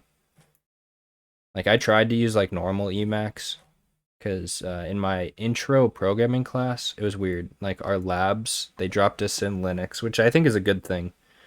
But they gave us a choice. They like split the class, and it was like either you could do Vim or you could do Emacs, but like you were only allowed to use like vanilla versions of each. I chose Vim and I hated it at the time. And I never really got into it until later. But I did a little bit of the Emacs stuff there and like normal Emacs key bindings. So whack. Evil mode at least makes it a little better. Well, yeah, I think this is valid. I tried evil mode a few months back and went back to Vim very quickly. It's one of the best Vim plugins out there, but it still misses a few features and also behaves differently in a couple of situations. One of the other criticisms I've heard, yeah, vanilla Emacs is pretty sucky. Well, depending on what you define vanilla Vim as, like if you just open Vim out of the box, which I did a few minutes ago, like that's pretty sucky too. But at least like the key, you can do all of the normal editing the same, but like not having line numbers set by default and stuff, like just the normal Vim RC stuff you would need is also equally kind of sucky. Maybe not equally, but it's still sucky in its own right. Vanilla Vim, yeah, I would agree. It makes a better text editor by default. But Emacs also isn't just a text editor, so not a perfect comparison. The other criticism I've heard about evil mode is like, I personally don't use any of them, but there's like certain plugins that people use for Vim navigation. The Vim, yeah, the Vim language is amazing. I agree. Like anytime I learn something new, like this one's probably like pretty simple. Let's do something that will be easier to rewrite. But like I blew some of my coworkers' minds the other day. They weren't aware of it, and I became aware of it semi-recently. But if you do like CI, so change inside, and then you give it something that's matching, like change inside quotes, like that, learning things like that blow my mind. But yeah, the scripting language sucks, which is why NeoVim's doing the Lua stuff. Yeah, this is also true. There are seems to be a lot of people really attached to the interpretation of Emacs as a little Lisp machine. Yeah, I don't know anything enough about Lisp to really make any comments on that one, but VIJ, what does VIJ do? Visual. I like how you can like sound them out a lot of the time. VIJ.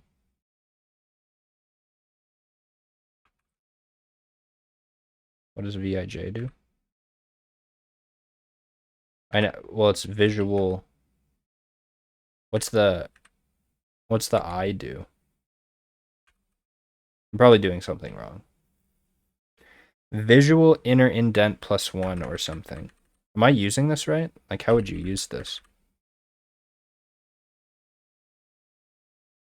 Oh, I see. It's not like a full visual line, and then you can just delete it and then paste it. Okay, I see. That's kind of cool. It's not like a full visual line mode, so like, I assume if I had a... Wait, how would you make it a if statement? Or put it inside an if statement? So if I like put a comment at the end with this, yeah, it only goes up to there and it keeps the comment. That's kind of cool.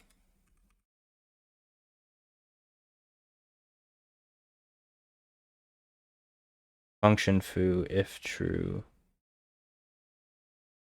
I think I'm missing exactly how you use this workflow. Wait. This is $, right? Yeah. Why does that not work? Yeah, it would be hard to explain over chat. How do I delete to the end of the line? Usually I cheat and then I do it to a space. There is one at the end of the line. I thought it was $. That's not working. Oh, it's just $. Thank you. Line with post space. Fixed. Thank you for that, though. You would think it would like kind of make sense for it to be $. At least in my own defense. That like kind of makes sense. But whatever. But yeah, I really appreciate all of the chat interaction today. This is something I haven't really had a huge amount of before. I do have one. I don't know if he's in here right now. I do have one dedicated chatter, Devil Squirrel. So I have fun with him with Advent of Code stuff. But it's nice to have some other people in here as well. So thank you. I appreciate you all.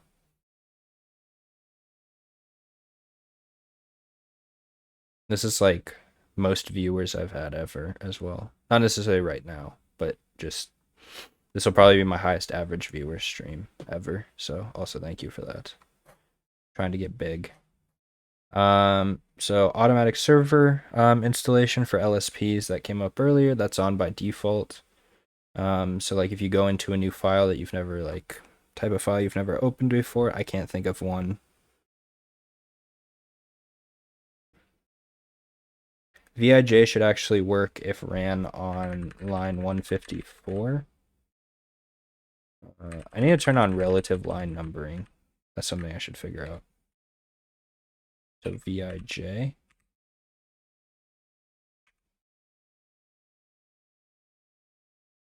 VIJ and then what?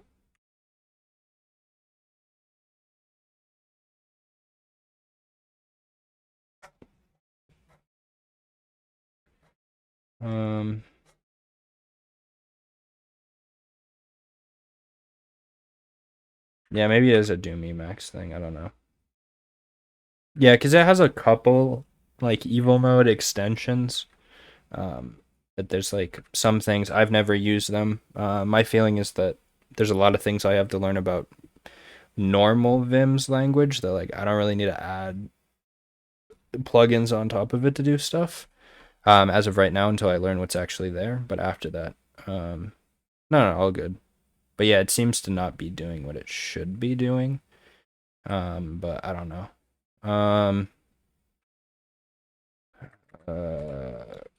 Relative line numbers. See if I can figure this out. Vim.opt number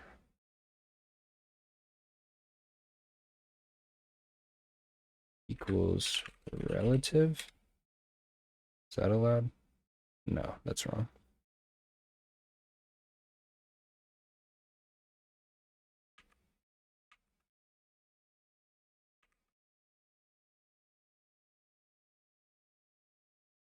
Because I know it's like set number relative. If anybody in the chat knows, I would love to know. This is with Lunarvim, so the configuration's a little different. But if anybody knows how you would set it like this. Vim opt it's line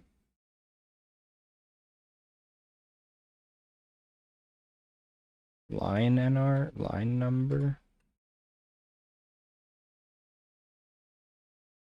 I don't know. We'll figure this out later. And it seems like there's like definitely some Vim heads in the chat. So that's part of why I have the keystroke tracker on. Like any things that I'm doing inefficiently, I would love to know. And or please tell me how to get better at that thing. Especially when we get to the advent of code, because I'm thinking about my stuff a little bit more right now, but when I'm like rushing through code, I would love to hear that. So as we did before, you can do lsp install, and then you can install these different languages. I think I have Docker ls already installed. Oh no, I guess I don't. But it does it automatically. This is one of the pre-configured ones. So if I open up a Docker file, which gives me a chance to show some other cool things. Let me save this first. So I'm just going to create a Docker file in here. We're not going to use it. But if I create a Docker file, yeah, Docker ls, so from Alpine, what happened? Latest, and it has run like all these different LSP things. Run command, and then it'll let you change that command. But yeah, these things don't, it's not the most useful language server, but it's still helpful. I think the formatter automatically capitalizes the froms and the runs and stuff like that.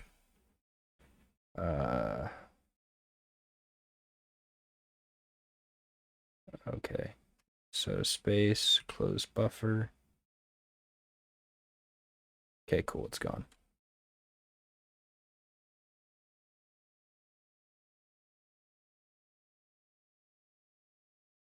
I forget I don't have.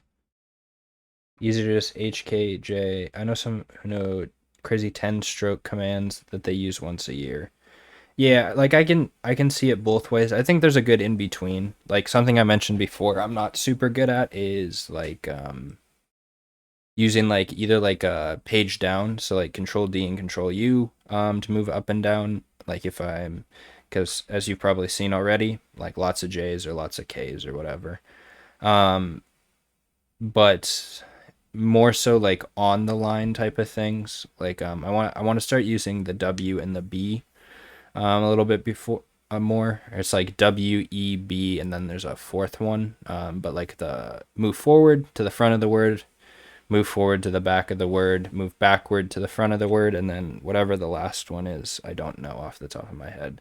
But use those a little bit more. It takes less keystrokes to move around. But yeah, like B, W, and then E, right? Yeah, E moves to the back of the word. And then I don't know what the convert or the inverse of E is, but if anyone knows that one, I'd love to hear it. But yeah, try to use those. I just wrote weeb on the screen. That was fun. Maybe I did belong at manga. I don't know if that chatter's still here, but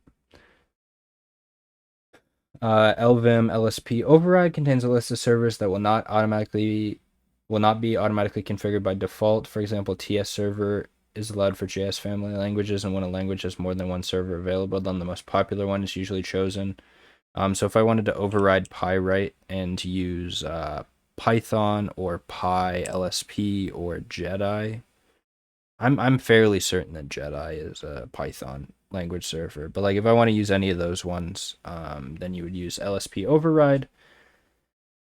So you can see the current list. There shouldn't be anything in there because I haven't overridden anything, to my knowledge at least.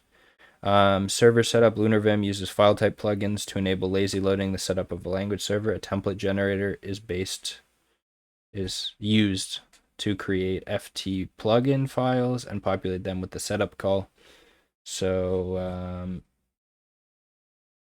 I don't really understand this part, to be honest. A typical setup call with default arguments. Edit this file by running lua vim.command edit lsp templates directory lua.lua. I think that's just I don't really understand this part.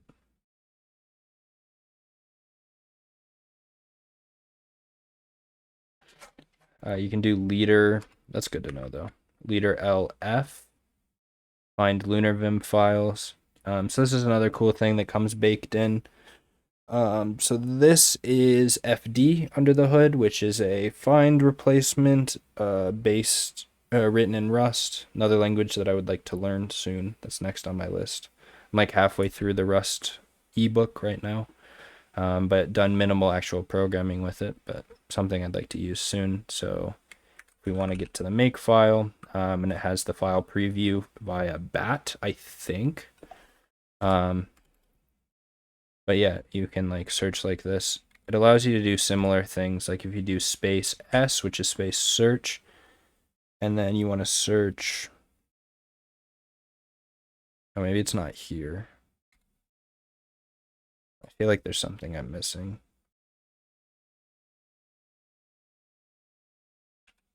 Search, man pages. This is using telescope, so if I want like. This isn't. I don't think this is set up. Well, it clearly isn't set up correctly. But I think it's probably like a thing based in being a Mac system? I don't know. Control. Oh, interesting. What does Control F do? Jumps to the last line and puts it at the top of the screen. So there must be an inverse of Control F too, somewhere. I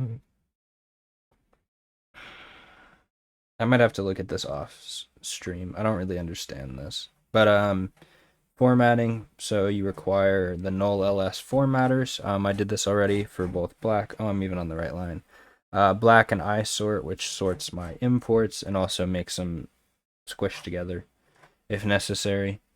And you can set 4 certain file types, which I'm doing here. These are only formatters used for both Python, because that's what I'm going to be doing Advent of Code in today. And then you can pass args to it as well if you'd like. If you wanted to pick up like a certain formatter configuration file or something like that. Multiple languages per formatter. You just pass it as a JSON list into the file types keyword. And if you remove the file types argument, it will allow the formatter to attach to all default file types that it supports, which I guess is good because theoretically I think these should only ever attach to Python, but I'd rather be explicit rather than implicit, generally better. Multi-formatters per language, so that's what we're doing here. Oh wait, do I need it? Am I doing this wrong? I'm missing a set of curly braces. Yeah, let's do that just in case.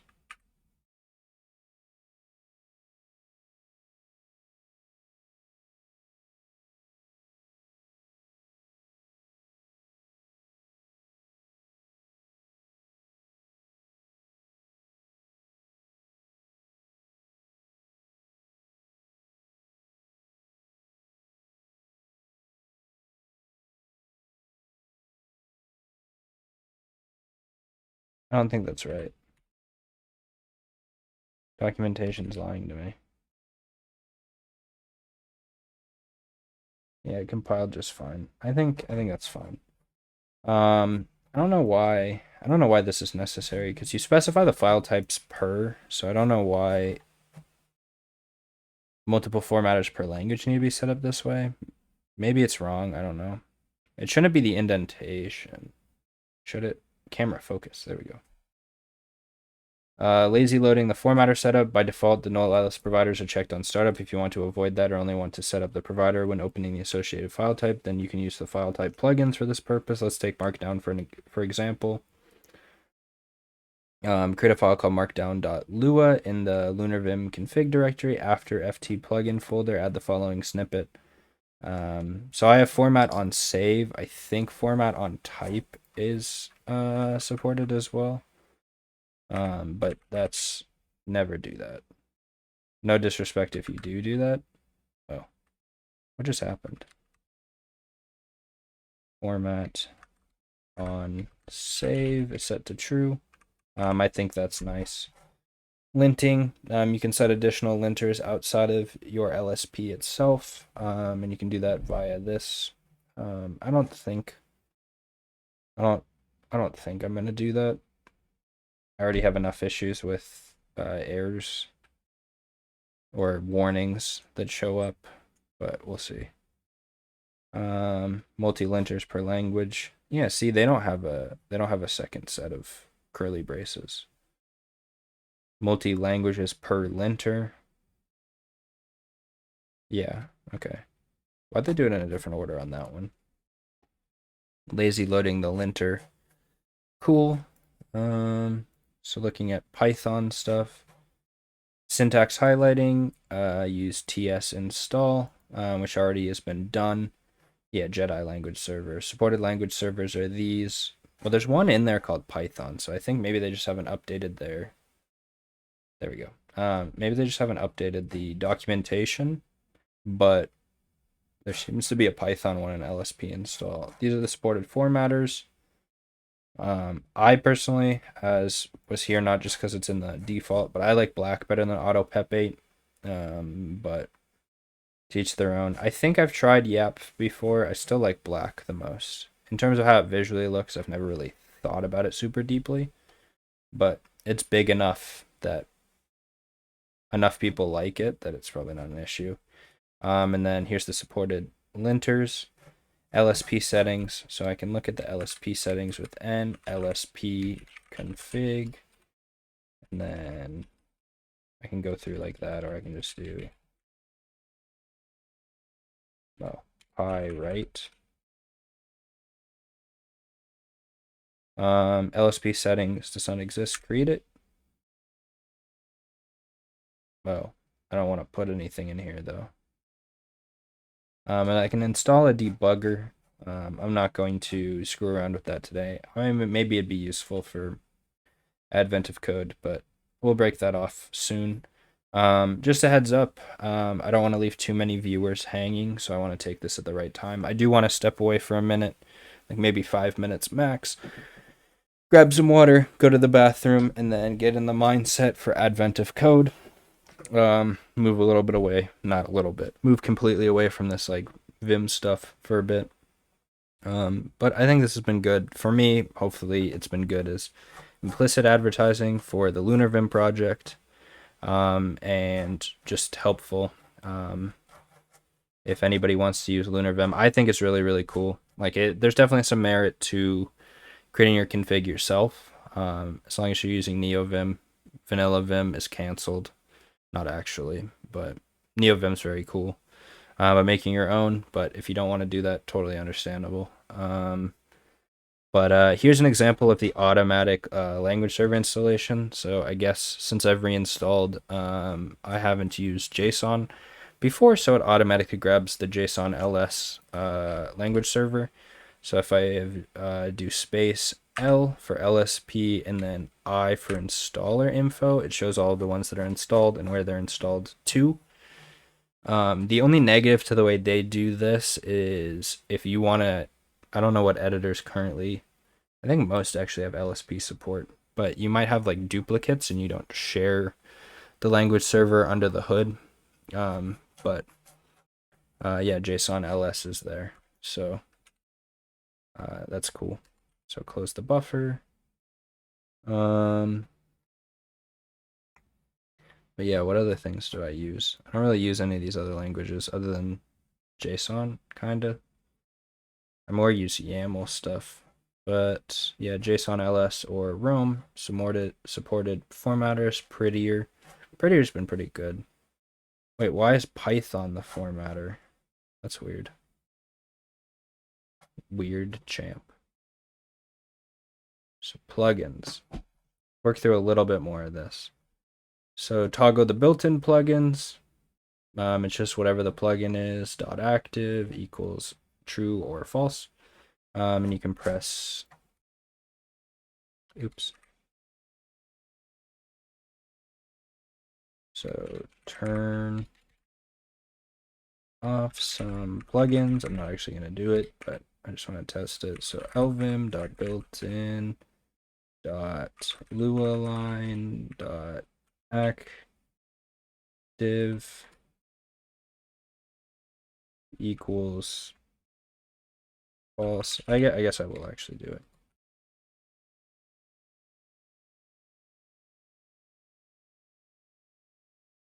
It's interesting. It doesn't actually recompiles it, but I might have to do a packer sync.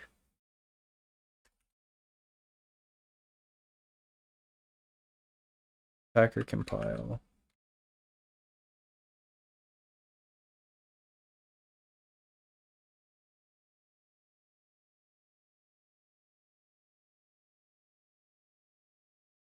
I don't know.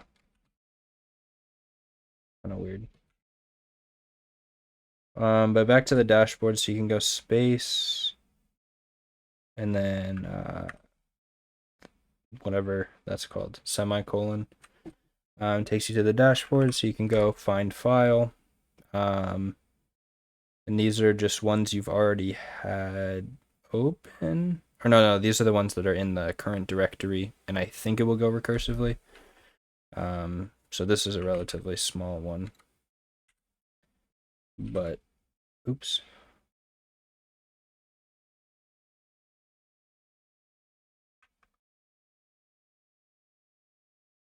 How do I get out of this?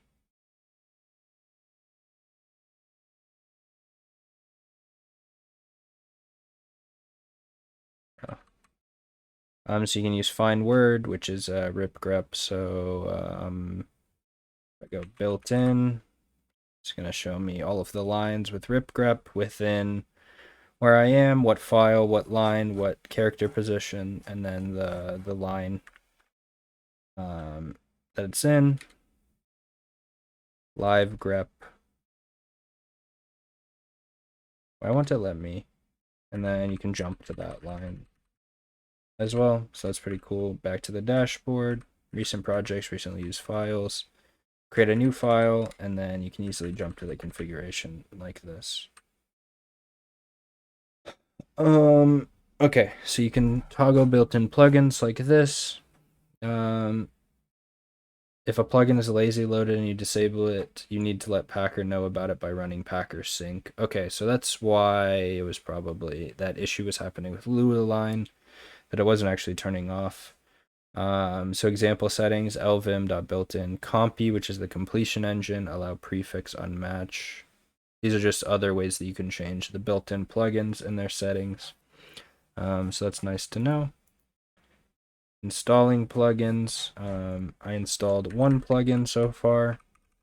It's just the Dracula NeoVim color scheme.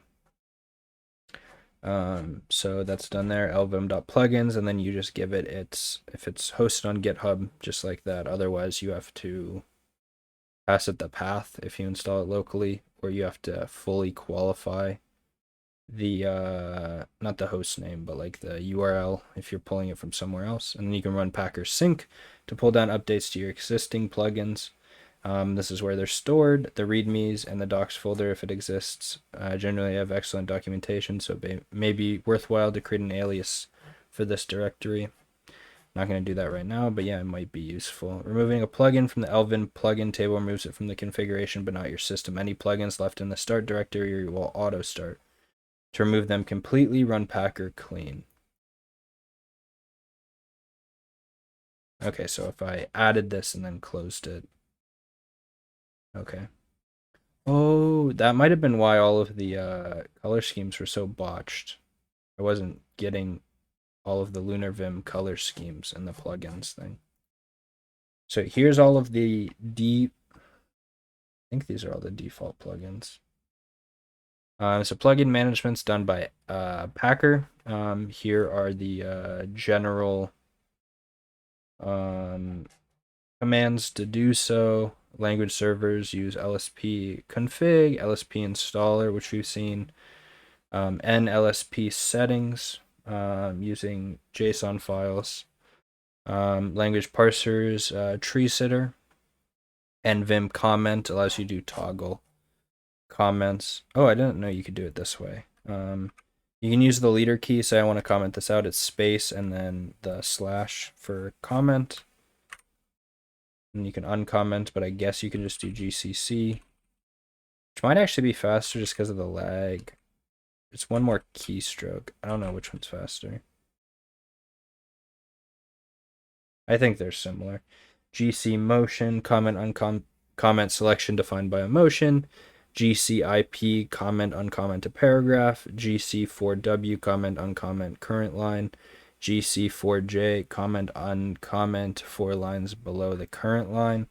So if I did GC4J,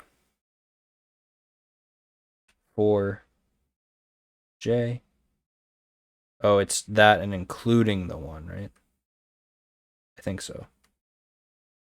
Not just uncomment 4 lines including the current one, not just something that's 4 lines below. So it like selects it all. Yeah, I need to play around with the autofocus on my camera. I don't know why this is happening. Well, I know why it's happening. It's because it's dark, but I'll be getting a new lamp soon. It's supposed to come today. What are the 2 Vim languages? Are you referencing this? You can see chat on screen, right? Are you referencing this? So when he says the Vim language is amazing, it's like the whole idea that movement within Vim is a language. So like, which is different than the Vim scripting language, like Vim script. So the Vim language. So everything, there's like motions. I forget exactly what they call them. It's just how you move. Yeah, like that. That's like considered the Vim language. This is a really interesting speech, by the way. Yeah. But yeah, that language, Vim script is not poggers. So, but yeah, that's what he meant. Yeah, it is a very good video. And like all of those like thought bot Vim things are like when I really started to get excited about Vim. Yeah, and that's why Lua, because Lua LLVM compatible, so it can be very, very fast, and it's just a really nice language. It seems I don't use it often, but it seems like a nice language. But I forget who Luvetti, was it you that said to use Haskell? I'm thinking about switching to Xmonad. And I might have to learn Haskell. Maybe it was someone else. Oh yeah, somebody asked me if we could go through their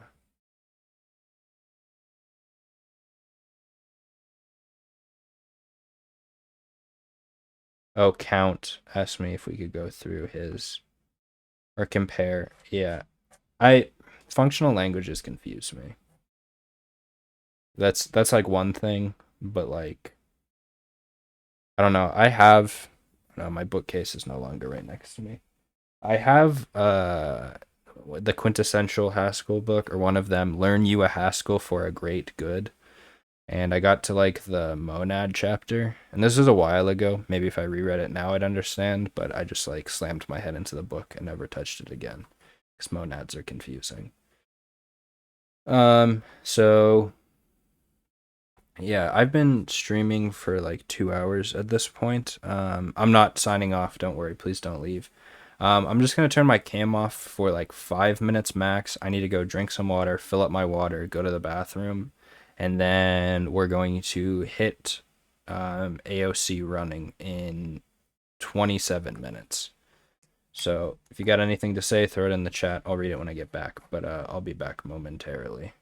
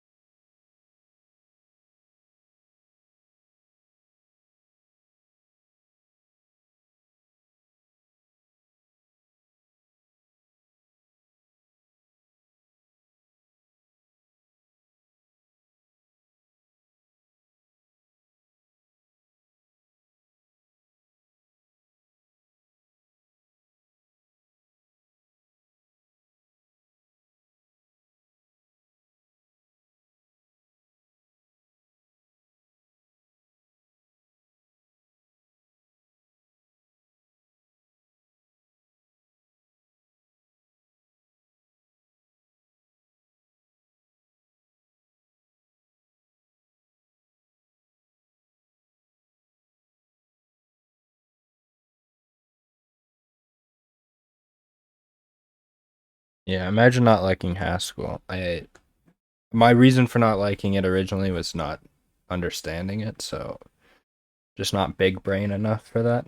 But that's something on my list of things that I want to learn again. Like really dig into a functional language and learn it. Um I think you were probably addressing Luvetti because it was in chat, but understandable either way. But Rust is definitely on my to-do list a little higher. You done the wizard book? Are you talking about the... So I have Learn You a Haskell for a Great Good, I think. It's made by somebody that's like, English isn't the first language. And he's the guy who does... Is that what you're referencing? He did all of like the illustrations too, which is kind of funny. Learn You a Haskell for Great Good. I assume this isn't the book you're referencing though. Haskell Wizard. Structure. Is this the wizard book? Oh, it's got wizards on the front of it. Oh, it's Lisp, I see. Oh, SICP. Oh, okay. No, I have never read this. But I assume I should add it to my reading list. So you're saying this is specifically related to Lisp, or were you referencing something else? They discuss stuff like Miranda? I don't know if I'm missing something. Is that a programming language? I am not aware of Miranda.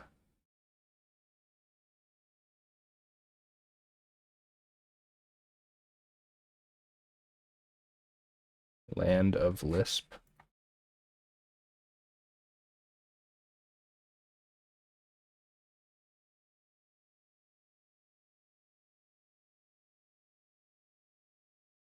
Download chapter 8 for free.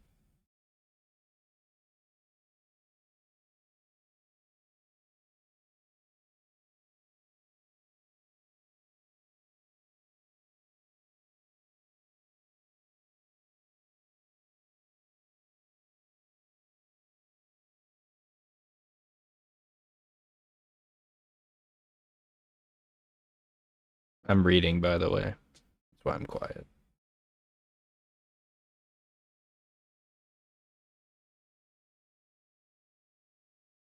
Oh, okay, that's pretty cool. Yeah, I took a programming languages course where we wrote like a mini implementation of C and a compiler for that, and that I learned so much from that. But I'm sure this book you'd learn even more.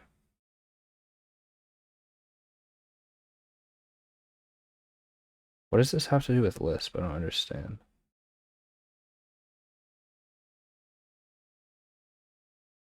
Yeah, I find it, for me, it's like hard to read programming or like technical books. Like the O'Reilly ones are usually good to get through, but that looks like a deep. It looks like a chunky book, not like necessarily literally chunky, but like intellectually chunky. And it's like hard for me to get through those books. But yeah, I'll look into it. Is it on MIT Open Courseware, the lectures, or are they just on YouTube or something? Yeah. That's the only reason I got through my physics class was what's the what's the physics guy? The MIT physics guy? He's like really good at doing the chalk dotted lines. Yeah, yeah, everything on OpenCourseWare is on YouTube also, yeah. But I was only able to get through it. Gosh, what's his name?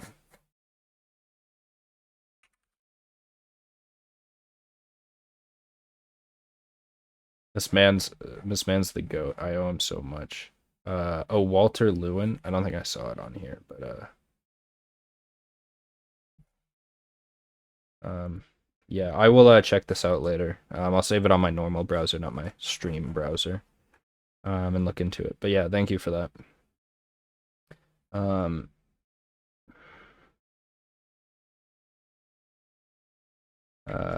this is a funny thing.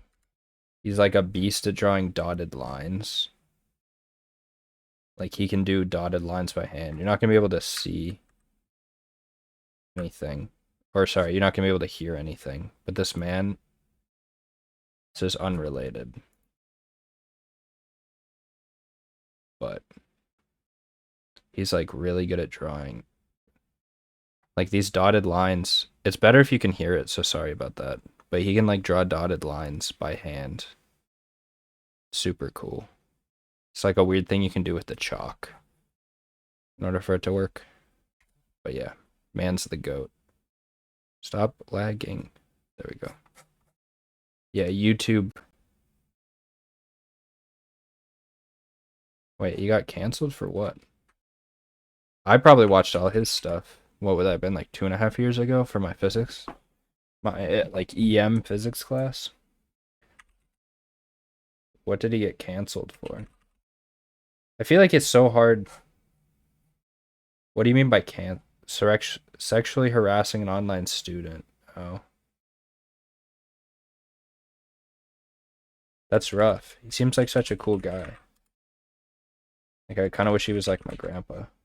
Actually, my grandpa's pretty beast, but still. Oh, this was even before. That's rough though. Sorry, I want to be clear. It's like rough for the student and that he did that. Not that it's rough. Press release doesn't provide the exact conversations. However, considering the scale of the actions, they started to strip him of a professor emeritus status only after a thorough. It seems that he has indeed harassed. There's no way. Facebook or email, he couldn't have done that on EDX. He had a Facebook account which mysteriously disappeared. Yeah, so he was just like sending weirdo messages. They said a female student, right? That's whack. What I'll read this thing later. Does this have anything to do with Lisp? Or is this just like a I don't know, I forget who sent this. Yeah, I'm sure it has something to do with how Lisp saved the world. I'll look at this later. I don't want to just be reading. I read pretty slow, so I don't want to just be reading a comic. Not that other people can't read it, but I mean, maybe people can't read it. But you probably wouldn't be on a programming stream if you couldn't. The Lisp creatures saved the world. Honestly, I think the Python creatures saved the world. Just kidding, they don't. I've seen that. Well, I didn't get it in the first like 10 strips. Doesn't mean I wasn't gonna get it later. Feels like a XKCD type comic, which I tend to enjoy. Okay, let's be done. Oh no. What the heck is happening? This is whack. Whoever was like giving me respect for tiling window managers, like, God. Okay, we're restarting. Brew services, stop. You buy and restart it, because this tends to happen. It's one of the things I don't like. So I gotta like stop it and restart it every once in a while, because this weird crap happens. No. No. Oh, there we go. Am I going for points tonight? I mean, theoretically I'm going for points. There's no way I'm ever getting any points though. I'm in some leaderboards. Like I'm going for a decent time and just comparing to myself, but no, I am not a stellar programmer, and not that I didn't pay attention in my like algorithms or data structures classes, but like I'm trying to do it fast, but I'm also trying to explain it and trying to have some fun with it. I am not a leet code specialist and any of that stuff. Yeah, it is totally different. I did Google Kickstart a couple times and I got absolutely clapped. So I'm not going for points. Maybe points in my leaderboard. I'll throw that into the chat if anybody wants to join. I'm currently last on my like personal leaderboard, but that's because Devil Squirrel, who I haven't seen today, I hope he's doing all right. He's here every day, or they are here. I make this weird assumption that like programmers are men, which statistically is true. Oh, you are here. I haven't seen you all day though. I don't know when you joined, but yeah, Devil Squirrel's clapping me in our leaderboard. But fair play to him. But getting held back by stupid misreading, but very close. Yeah, my best is like 1700 so far. So, and I will not say every day has been close to 1700. So ignore this one because I just like gave up for a day. It's not like I tried straight for 22 hours. And I got to the solution about 45 minutes once I came back to it. But these are my 426 in less than 2 minutes. Damn. But yeah, this gives you some information about how fast I am. I would assume this is like middle of the pack or so of people that actually started on time.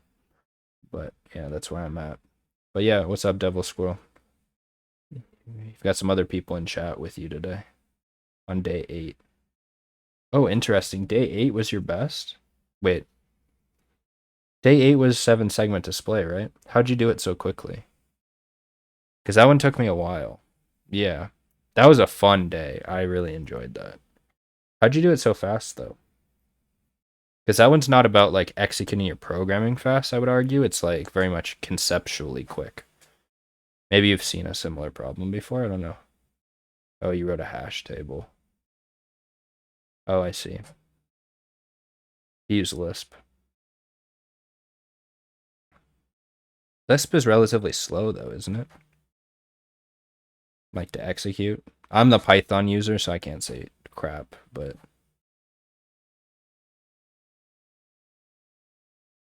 Oh, you use Python too? Okay. Well, Python 3, but I know what you meant. Or I know what I meant, actually. But yeah, so back to my leaderboard. Here's the leaderboard code. Please join. Yeah. I'm on 3.9. Probably should switch to 3.10 so I can actually use like true switch statements, because that should make me a little faster. But here's the leaderboard code. We got a lot of people in chat today, so please join. I want people. I want to be at the bottom of this leaderboard, to be honest. Not that I'm not already, but I want some more heads in here. Yeah, so I'm gonna look at that later. I sent my advent of code a while ago. We already addressed that. iSort has already been addressed.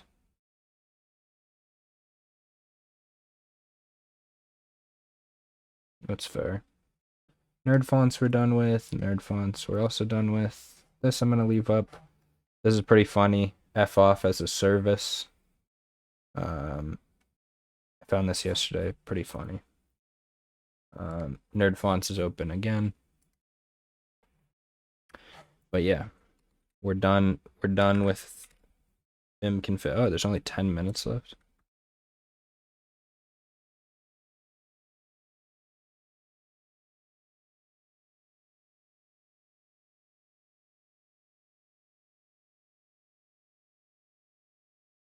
Wait, why are the abbreviations still invoking? That's weird. Well, so Lua Vim is technically just like NVIM version 0.5 or higher, but yeah, Lvim is Lunarvim, which is the documentation stuff I was going through before. So Lunarvim's a very cool. Where's the GitHub? It's like originally the project was to recreate VS Code kind of as close as possible within NeoVim. But it's a nice like bare config that you can use and then build on top of. I'd highly recommend it. The main dev, Chris, is very cool. They have a pretty active Discord server if you want to join. But yeah, Chris, cool guy. But yeah, that's what I'm using. So the binary. Yeah, the NeoVim extension VS Code is quite nice. I would agree.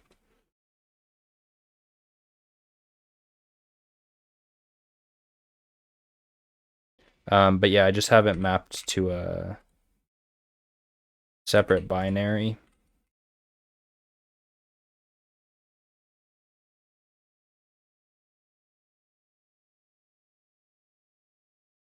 Oh, I moved it, my bad.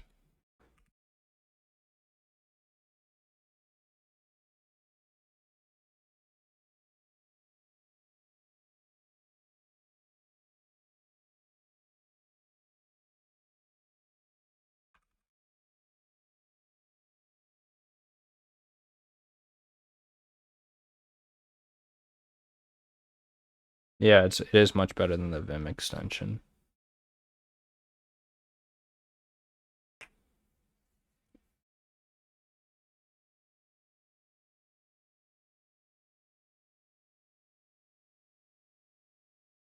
Only thing is sometimes it breaks. But now we're back to normal, so we're good. That's weird.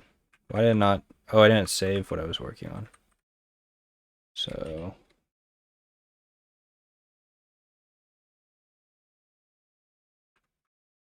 it collapsed something here. Oh no, it just resorted them. So that's cool. But yeah, highly recommend Lunarvim if you want to take one step away from Vim or the VS Code. I'm relatively new to Vim full time. I would say it probably took me about 2 weeks of pretty consistent usage to be like I knew the basics. I'd done Vim Tutor a couple times before, but it took me well, you already use Vim itself, so I think it'd be that much faster. But it took me about 2 weeks of consistent usage to at least be faster than my workflow was before in VS Code. But yeah, Evil Mode Emacs also pretty based.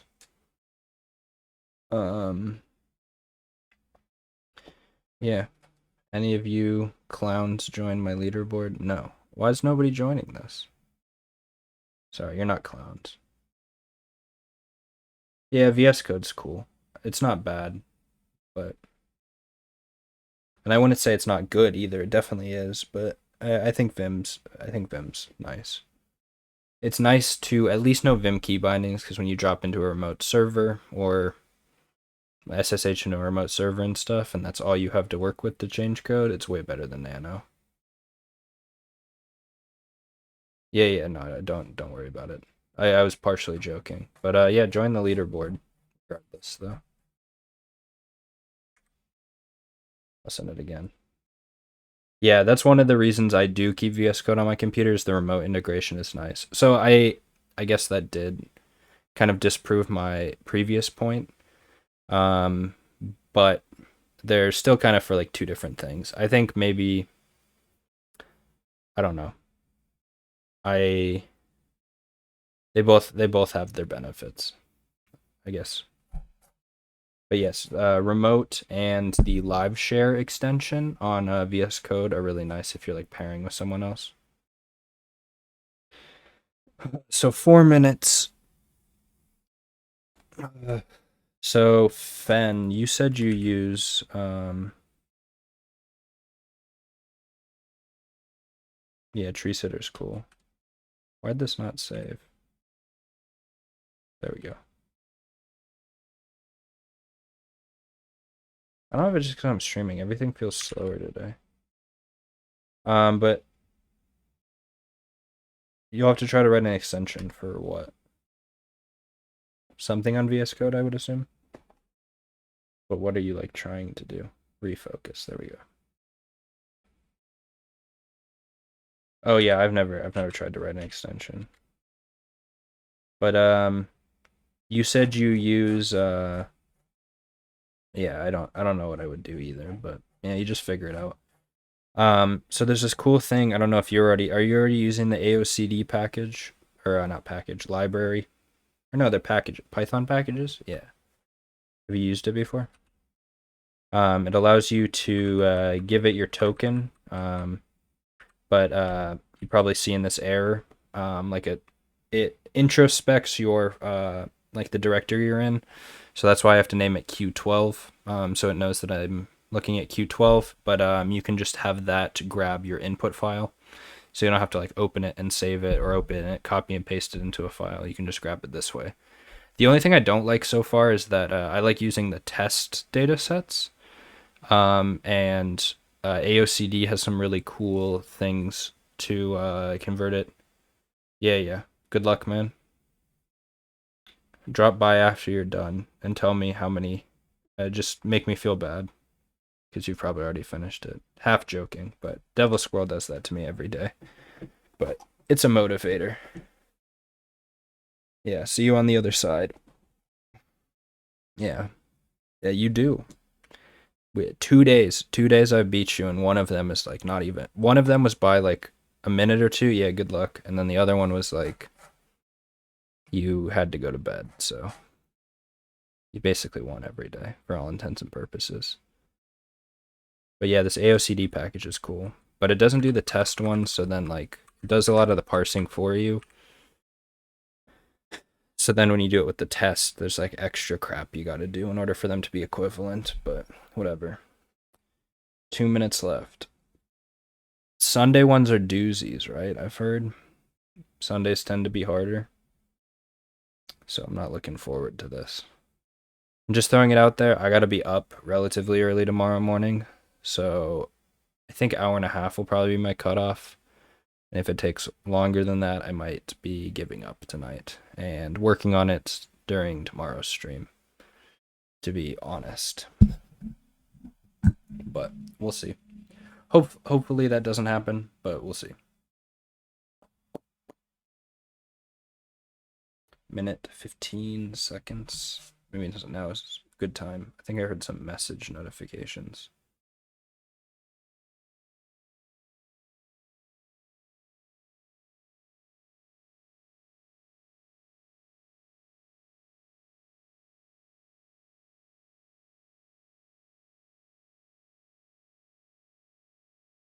Yeah, I really appreciate followers, so if anybody feels so inclined to follow, much appreciated. But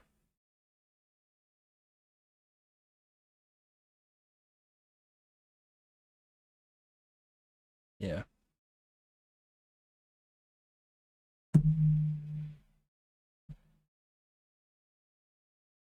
25 seconds.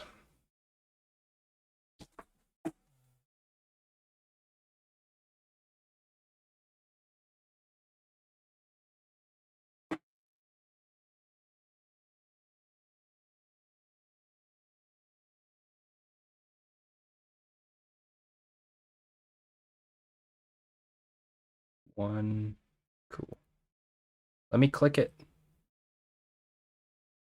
With your submarine subterranean subsystem subsisting suboptimally. Oh, god dang.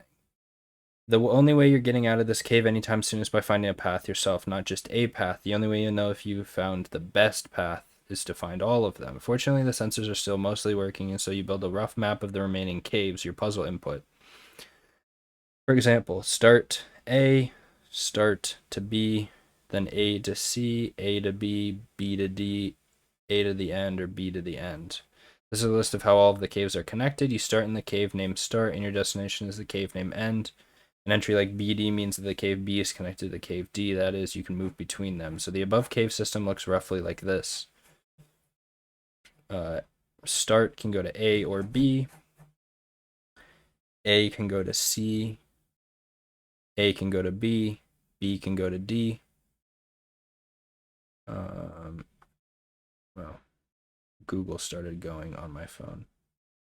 And then A or B can go to end. Okay, cool. Your goal is to find the number of distinct paths that start at start and end at end, and don't visit small caves more than once. There are two types of caves: big caves written in uppercase like A, and small caves written in lowercase like B. It would be a waste of time to visit any small cave more than once, but big caves are large enough that it might be worth visiting them multiple times. So all paths you find should visit small caves at most once, and you can visit big caves any number of times. Given these rules, there are 10 paths through this cave system. This doesn't make any sense. Why would you? I don't care if they're big. Why would you go to them more than once? I don't know. So there's start A to B to A to C to A to end. Whatever. Each line in the above list corresponds to a single path. The caves visited by that path are listed in the order they are visited and separated by commas.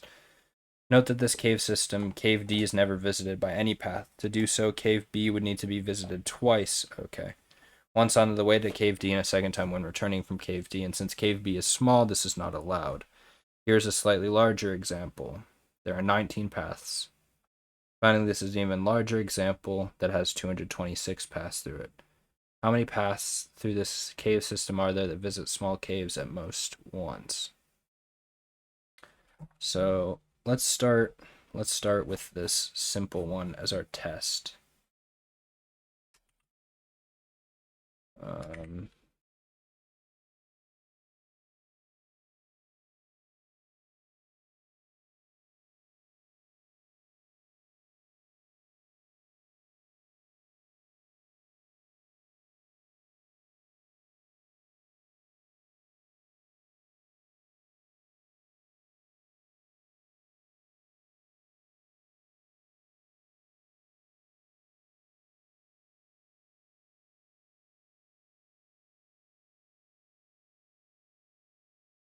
Okay, so first thing we want to do, this shouldn't be necessary. I'm going to use the AOCD actual input, but What does it look like? Okay. So paths equals a list, and it's going to be a list of tuples.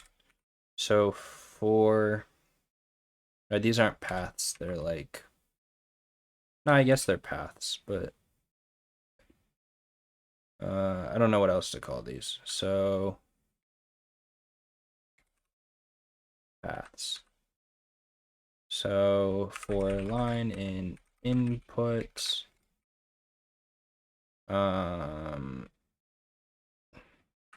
paths dot append line dot r strip to take off the new line characters, and then split. So I guess this isn't going to be a list of tuples, it's going to be a list of lists, but I'm fine with that. So let's p print paths, if we did this right.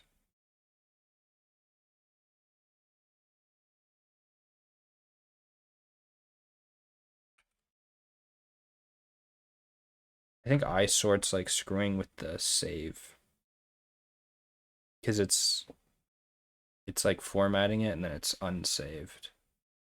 But yeah, that's what we're looking for. So what do we do? Oops.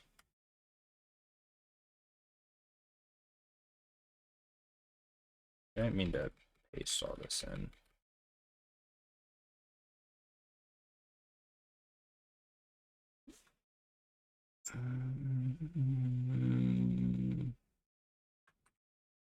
So for path in paths, I feel like they shouldn't be path. Or path becomes segment.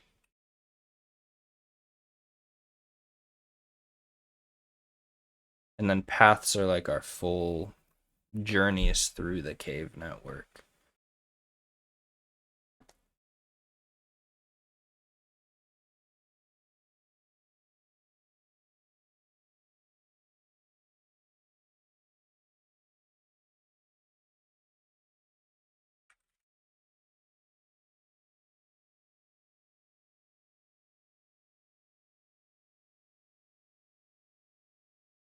So create a paths list, and then we're also going to create a path list, and we're going to append it at the end.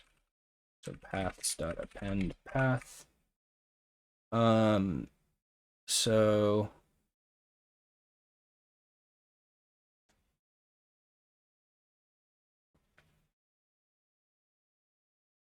if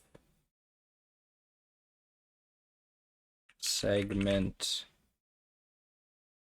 0 is equal to start. Expect an indented block. Yeah, I'm working on it. I feel like this shouldn't be that confusing. So how do you build? You go through all of the ones that start with. Can we assume that all of the starts? No, the starts don't come first. But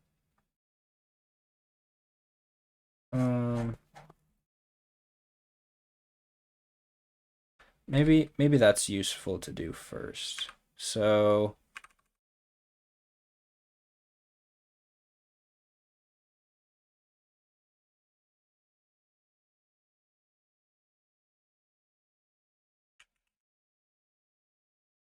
segment 0, so the first part of the segment is start. Starts.append segment, because we have to iterate through all of the starts that go until an end. I'm sure there's some path finding algorithm that I'm not aware of. If part 2 is Dijkstra's, I'm going to be a little sad, to be honest.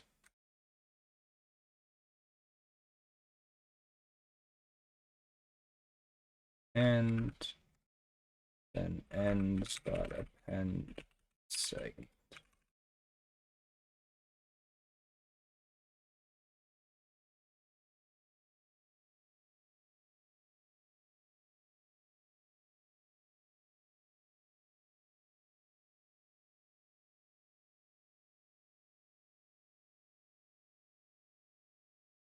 So in terms of building solutions to this, there's not a maximum amount of, is there like a way to know? So like I'm gonna do 4 start in starts and then iterate through like twice in this case for the 2 different starting ones you can go to. But is there a way to exhaust or know when you've exhausted all of the different like options with a given start sequence? That's what I'm wondering right now.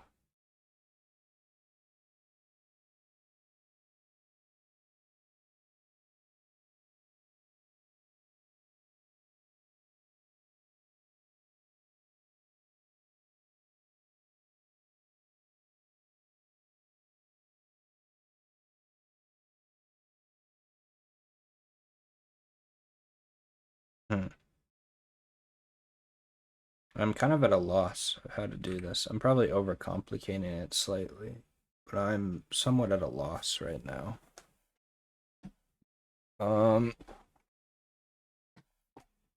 So let's try this again. Start with something. So for start in starts,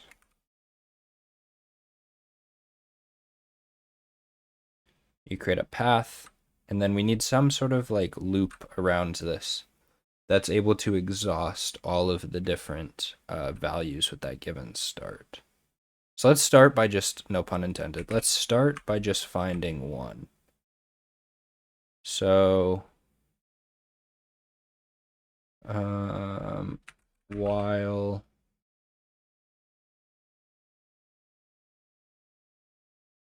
current segment equals start, while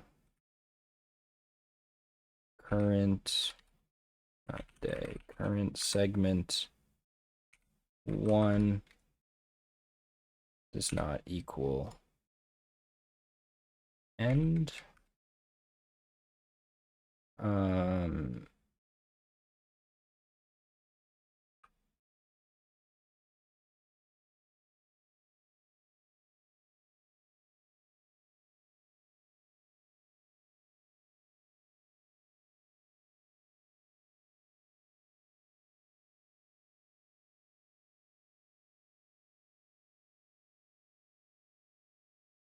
So we add both parts on the first one, but otherwise they're going to be, we're only going to add the one index one because otherwise they'll be duplicated.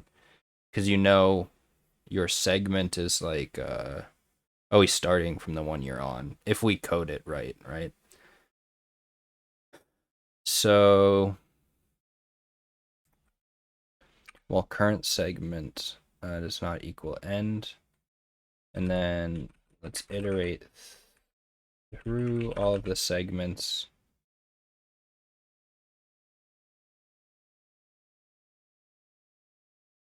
I guess one way is to check if everything up until that point is the same, then you're not going to try that one again, right? So we're looking for unique paths, and if at any given point the path up to the current paths point is in the paths list up until that point, like if the substring or the sub list is the same, then you know it's already been tried. Like if your next step has already been tried.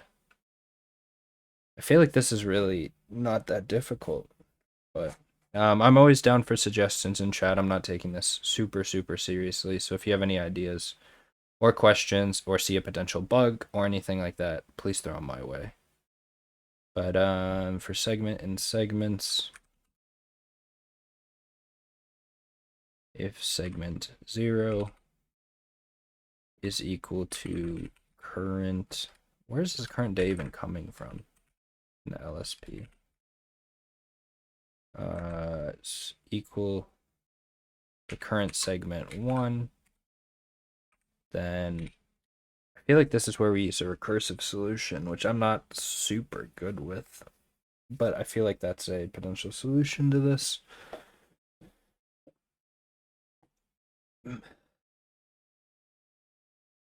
So like maybe we create like a find next steps function. Maybe that's something useful here. I don't know.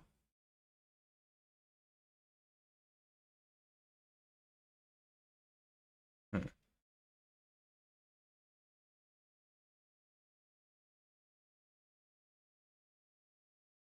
I feel like all that streaming before this just tired me out before the question. So much talking and stuff.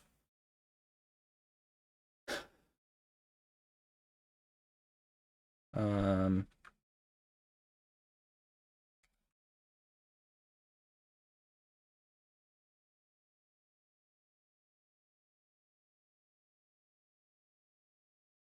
and path 0 through length. Oh.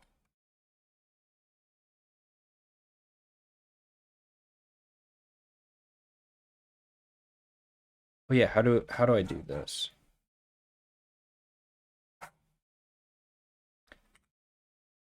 The heck?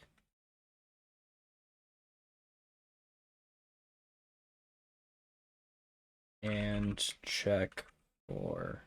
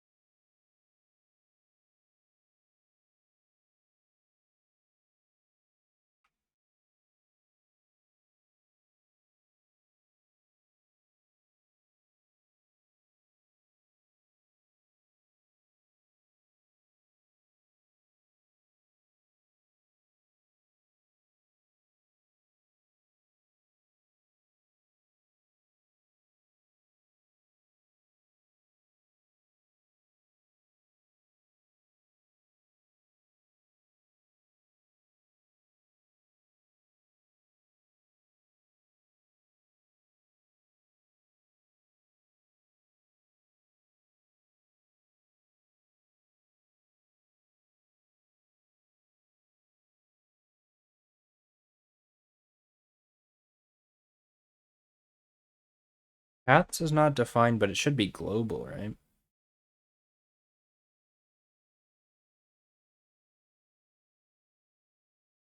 Maybe I have to pass it in. I forget how this part works. Let's pass it in to be safe, because it's not modifying it, so it's static.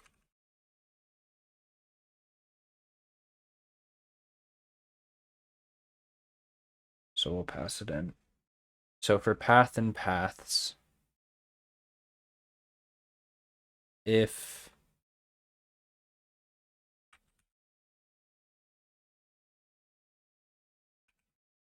current path is equal to path 0 through path length -1. I think I can do that. Return true, else return false. I don't know if that's what I want to do.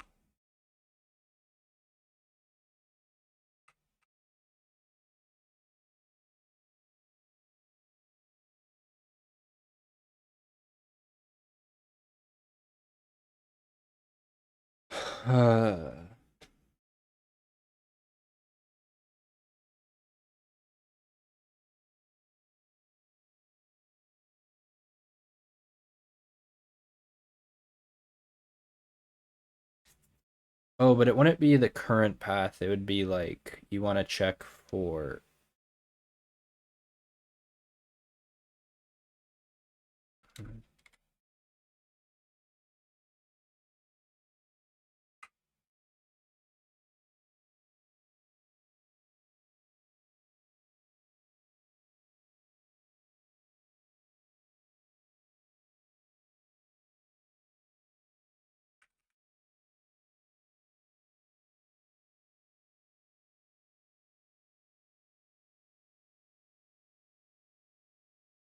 This creates a copy.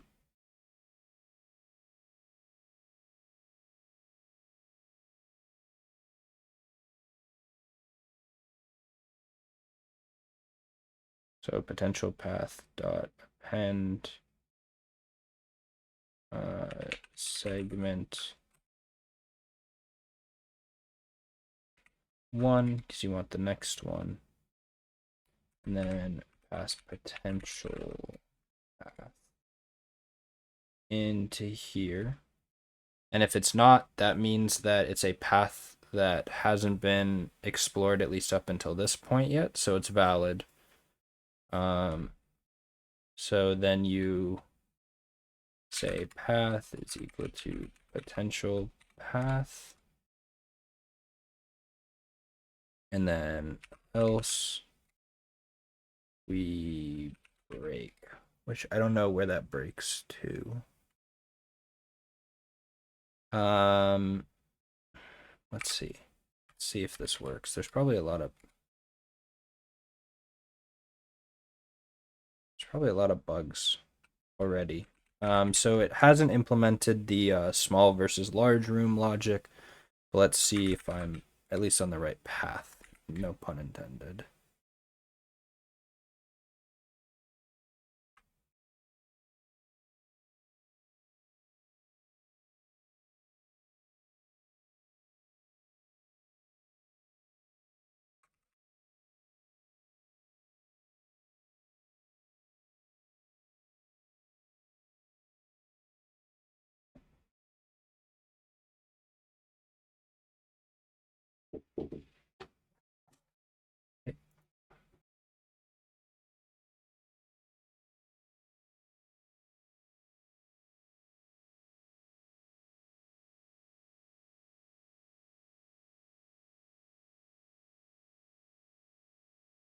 Sorry, somebody was walking in just then. Yeah, so there's two options of what's happening here. Either it's going through, which is potentially true, either there's a bug in my program as it is right now, or there's too many like it's going through too many options, which is they're probably both true.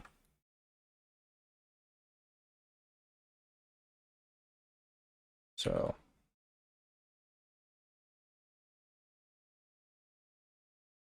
let's see if we get through at least one.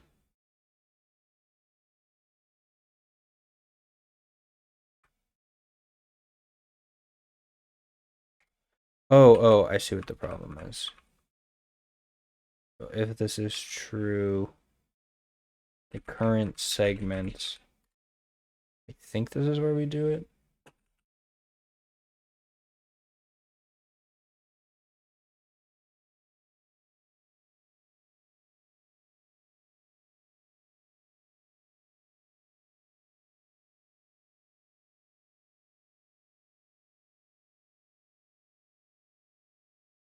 We still might not get through all of them though.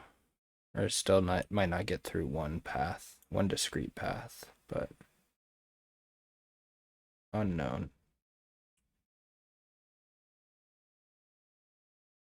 Yeah, gonna give it just another second. There's something else wrong. Or where'd it break out of? Or segment and segments.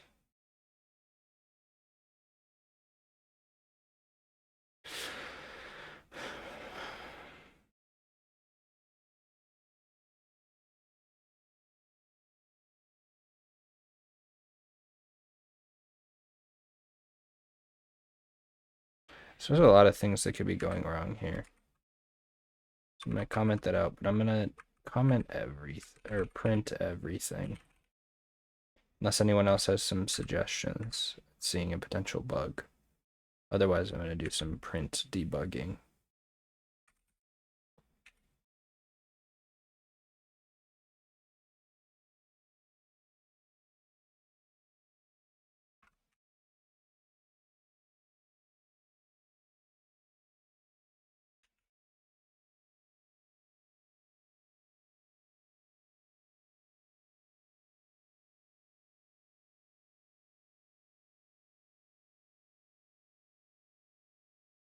If segment 0, so then I will be able to tell that. I guess I wrote like a lot of code without like checking it.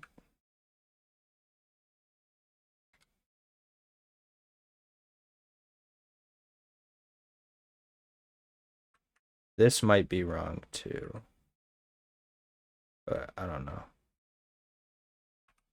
Just make this -1.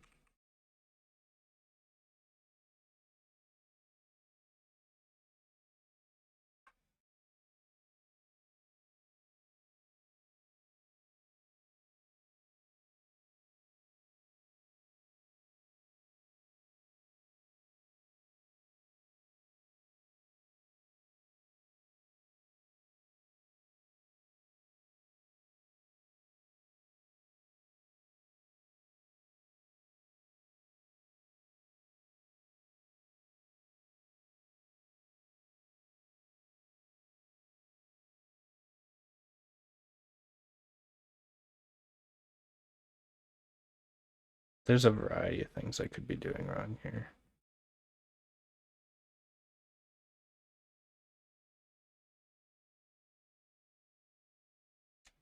I can't read that. Okay, I'm gonna run it again and start it.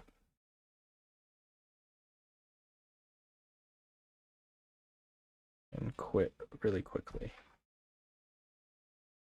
So I can at least scroll back to the beginning. So okay, it's just doing the same thing over and over again.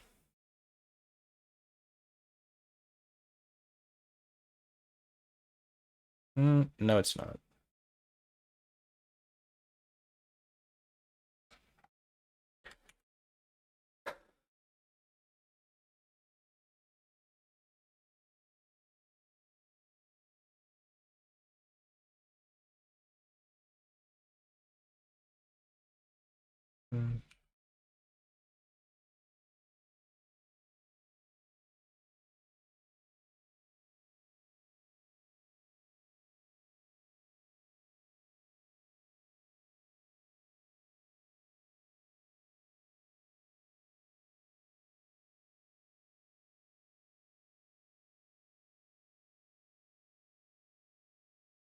Okay, yeah, that was very annoying.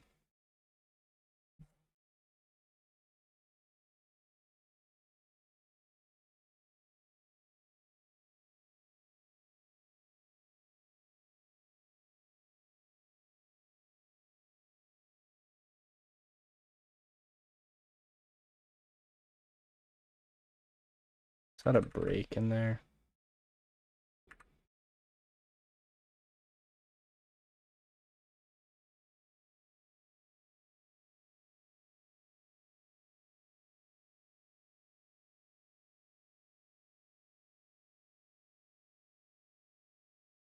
Wait, why is it still going infinitely? So there should be 2 starts, right? In this file.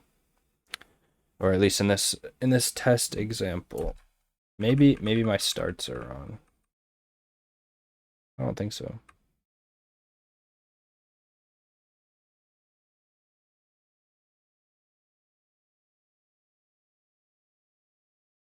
Yeah, so I know for a fact I'm infinite looping, but I'm oh. Why did I not complain about that? That's not my only issue though. Just want to see the first few.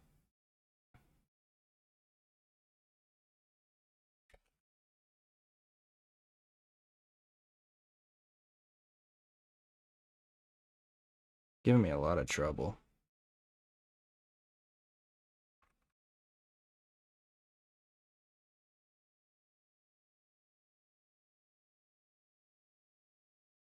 Okay, do I at least give it the current segment correctly? Yes. So that's cool. I can delete that line. So I give it the current segment correct before I drop into this while loop. So why would it not end? Maybe current segment isn't being updated correctly, but current segment should equal the actual current segment when we've determined that it's not a path that's been followed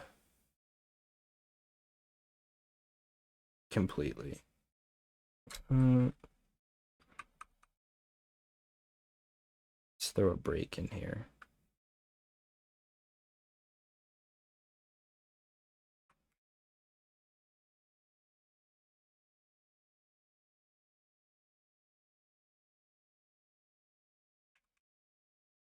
Oh.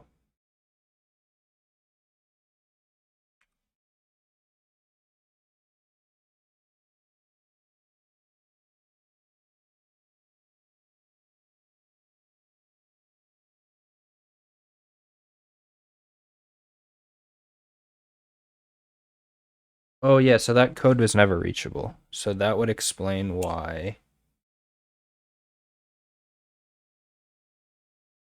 Why is it never printing this though? So these are starts. What is this printing out?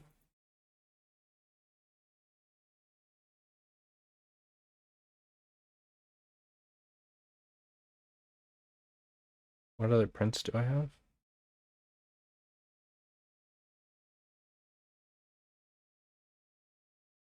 What is this coming from? This is just all of the segments itself.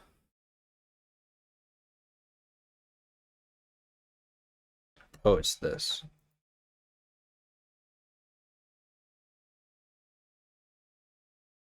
Yeah, but it's never dropping into this code.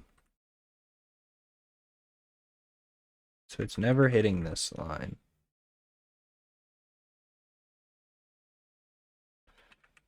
And found a path option. Just want to confirm that that's true. Which it seems to be, but that would lead me to believe that I'm doing something wrong. Yeah. If it doesn't hit it by now, we've got a problem. Oh, but it's not even hitting this line. If segment 0 is equal to the current segment 1, which should happen a bunch of times, because segment 0 would be... You already finished? Nice. I'm really overthinking this, but what's new? Let me guess, you did a recursive solution? I think I know you well enough now.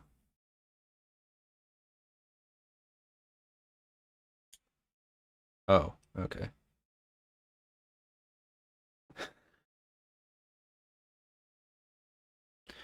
You did breadth first search.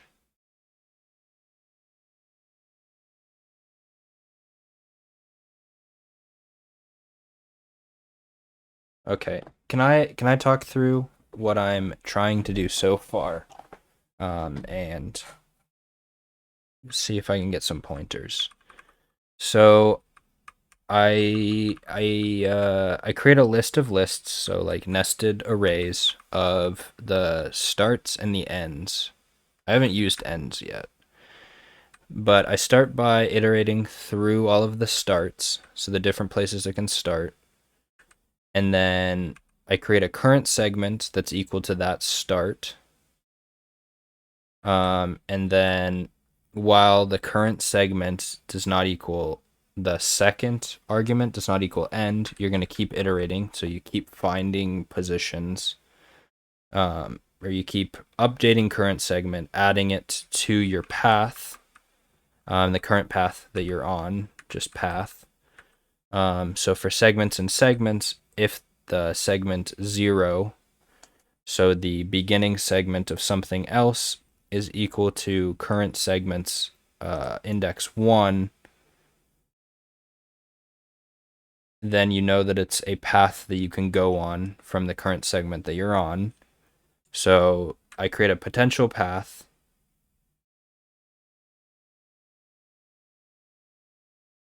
Wait, what do you mean it doesn't have to be? Well, so I guess there's two problems here. So one, wait, you don't have to start with start? I thought you did.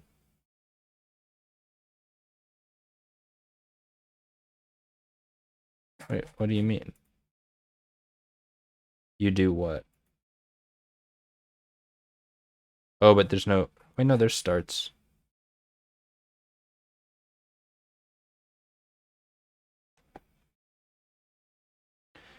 Wait, I don't understand. There's none that end with end. Is your point being that the directions don't matter?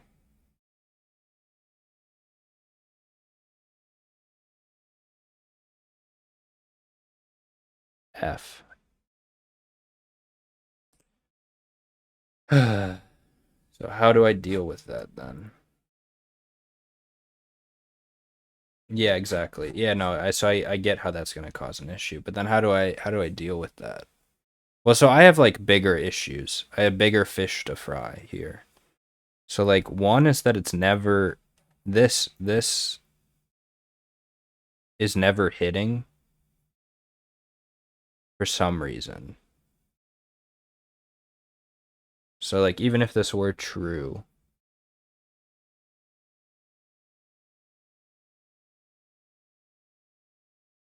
so like instead I would check like both indices and see if like either side, and then with the two different cases you like check,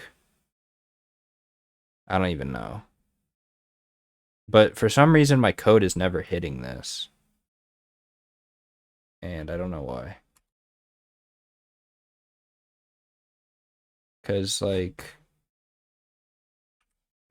print dropped into this function.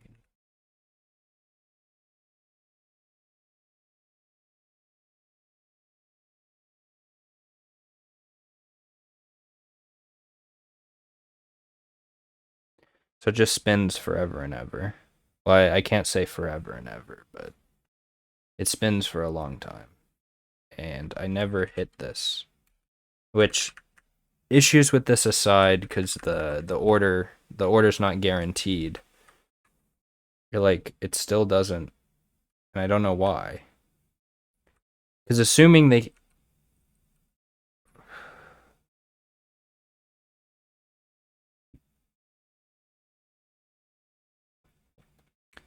yeah, assuming that this could be used, I don't see why this would never hit.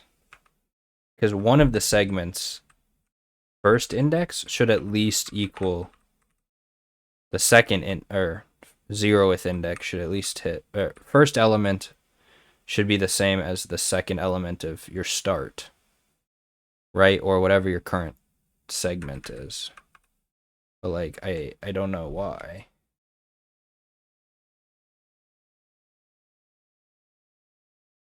Because when I uncomment this, it's just gonna, there's just like way too many print statements to be helpful. Like this should be, it seems to like always just go through, see if it ever changes. Yeah, it seems to always be checking the first one over and over again.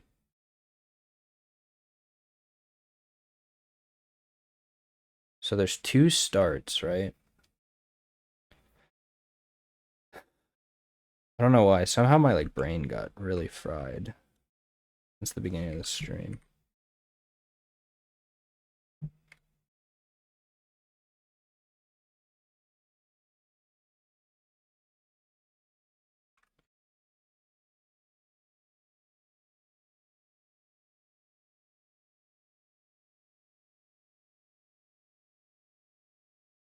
Might be like weird.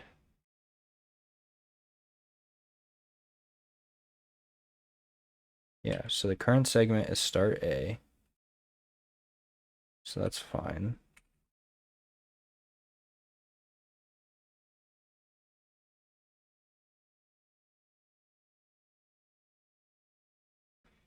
That's almost the best placement I've ever got. I'm still struggling on part 1. But Fen, you could be helpful here too. I have a lot of weird stuff that's happening. And I'm probably also approaching this the wrong way. But since you're a Python guy.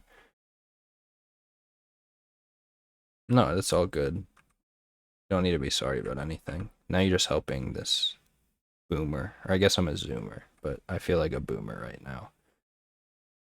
So what I'm doing, I created a starts list, and it's the 2 different starts. So I'm just using like this one, the test input, just to start with. So I create one that's all of the starts. So I iterate through the different starts. And then I want to find like all the different, or right now I'm even trying to just find one path that's successful. And then I can move into going breadth first to find all of the paths.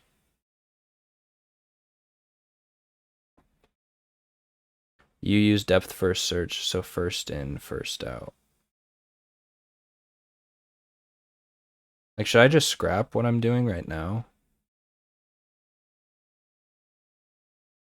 Well, I'm just doing BFS because that's what Devil Squirrel suggest, or not suggested, but he was just saying that's what he did for his. But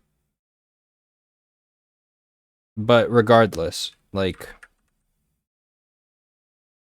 so I set the current segment equal to that start. So like the first one's going to be start A as a list, like 0th index is start, first index. And I did find out that start and end aren't necessarily the first and the second first and the second element respectively. But I'll cross that bridge later. So while current segment does not equal end, or segment in segments, if segment 0, so the beginning of another option, is equal to the end of my current segment, which in the first iteration is just going to be the start. Like this is never hit.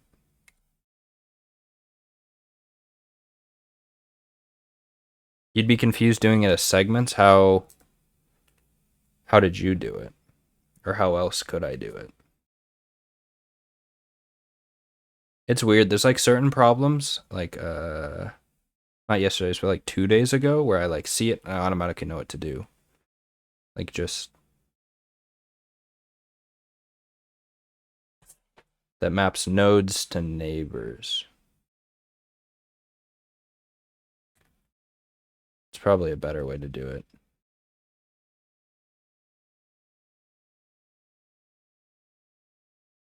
So you construct a graph first.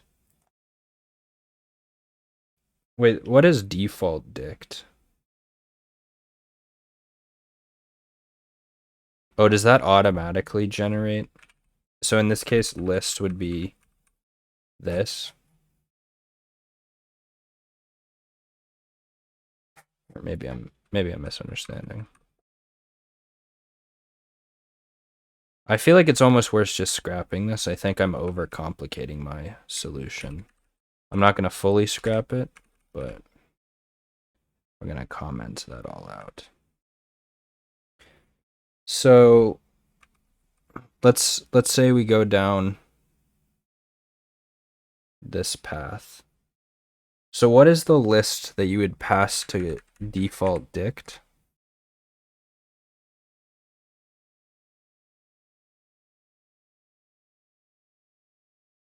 Is it this?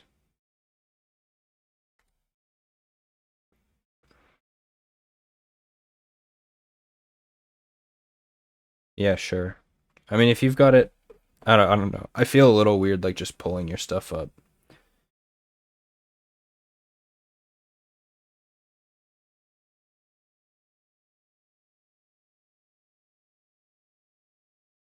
Where node is not yes in the graph, the default value will be an empty list.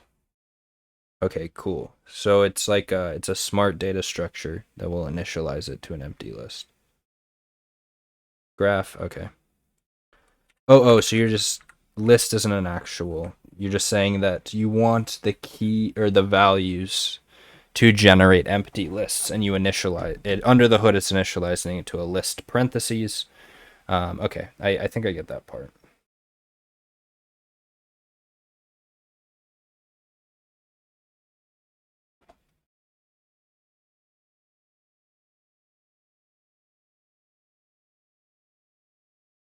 Why is that yelling at me?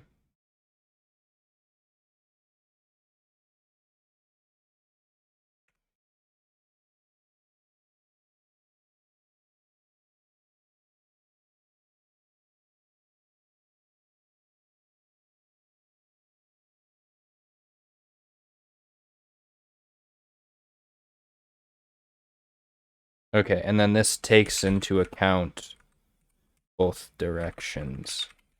Like the issue that Devil Squirrel brought up. So print graph. So I guess I don't need this either.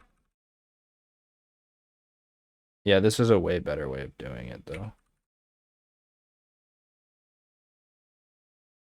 I'm gonna keep this just in case I need it. Probably don't, but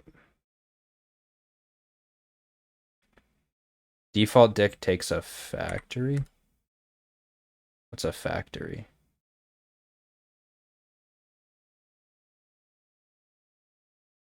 Wait, where'd these? Oh, it was really smart and it grabbed it. That's where AOCD comes in. So, what just happened? Oh. So line and lines, if you do AOCD import lines, it's automatically grabbing my like true like lines, but this is the one with test. So oh, I see. I've never heard that like terminology before. Yeah, okay, I understand. What? Why doesn't that work?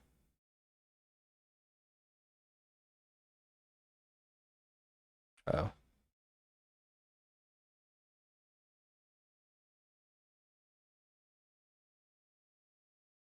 Okay, so this default dict seems to work. A, that's all of its neighbors. Is that normal that A should have its neighbor be A? Oh wait, something's wonky here. N's neighbor. Did I do something wrong? See, like this makes sense. So start goes to A and B, right? Did I do something? Yeah.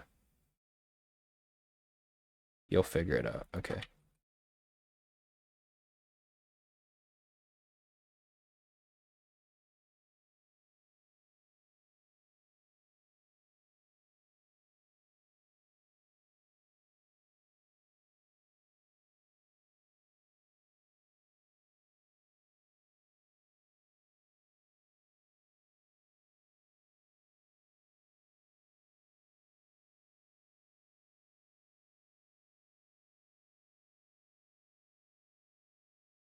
Wait, was it a...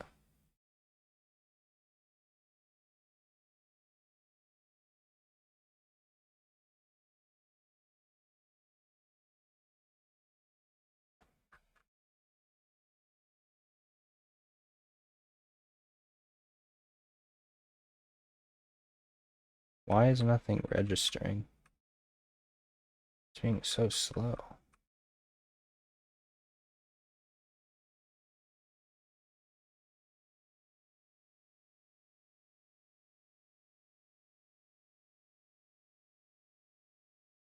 Yeah, I'm not figuring it out, but for line in input, you split it.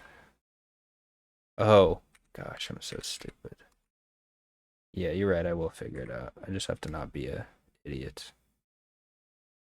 Sorry, I'm not an idiot. I'm just slow sometimes. Okay. Ooh. So that's helpful. Now that we know the neighbors, Yeah, I think this is all irrelevant. I'm confident enough to take that out. So how do you do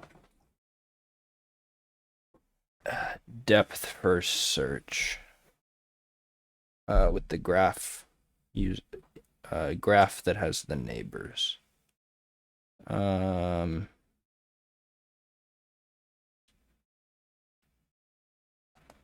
So this is what we got.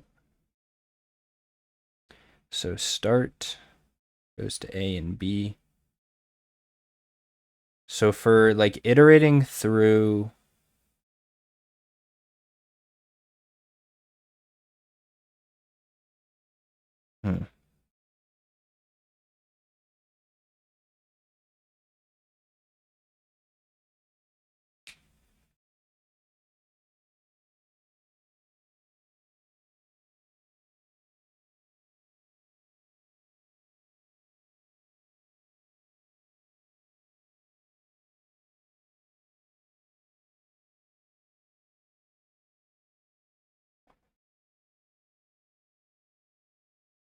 So is this a bad way to approach it? So for start in graph start.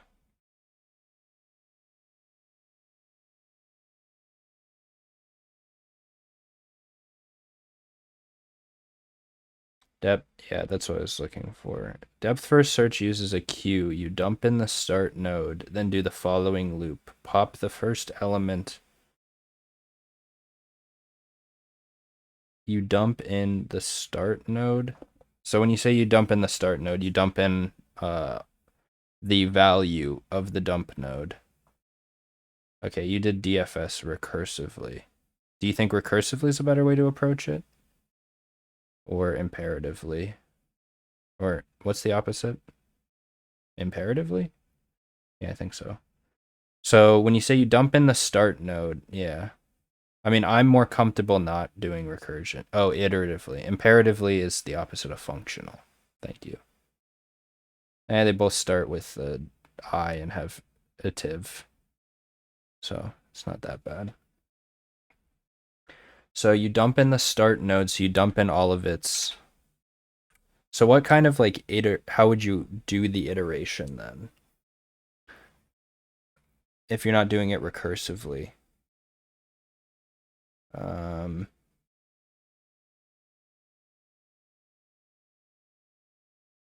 So like how do you know when you're done? I feel like a while true, but maybe that's wrong. So Q.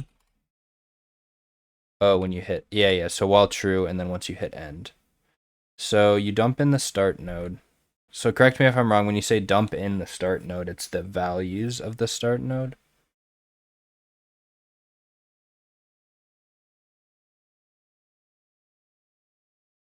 The start node's neighbors, right?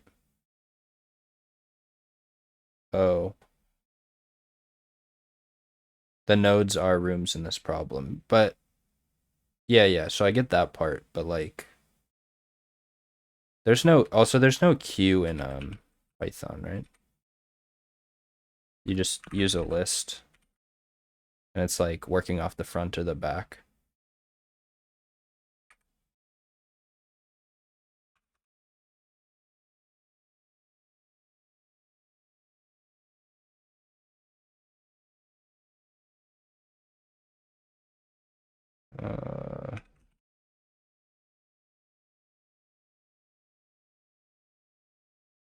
Deck is a dual-ended queue, right?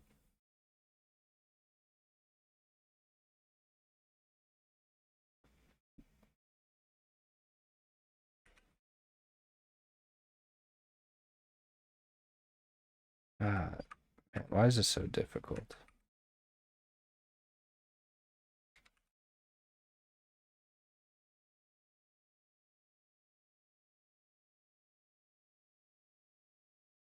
I was hoping it would do. Yeah, it's a double-ended queue. I thought it would do the, is it capital?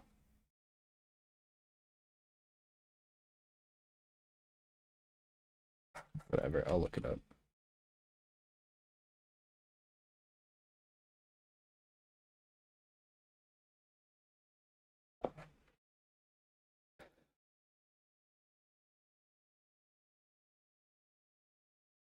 Yeah, it's lowercase collections.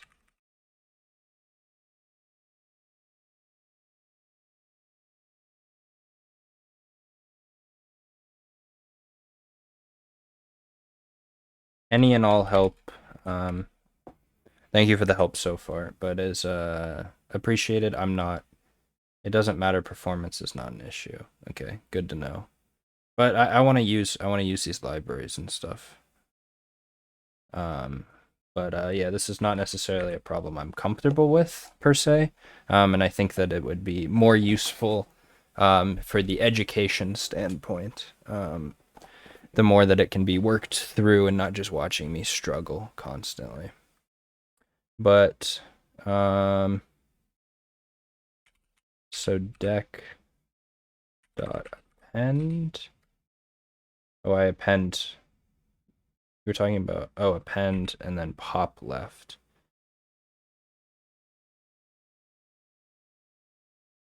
Can you append a list to the deck? So it'd be like, man. So I would do this before, right? Well, no, I know a deck can hold anything, but like if I want to add all of the elements in a list, it doesn't need to be hashable.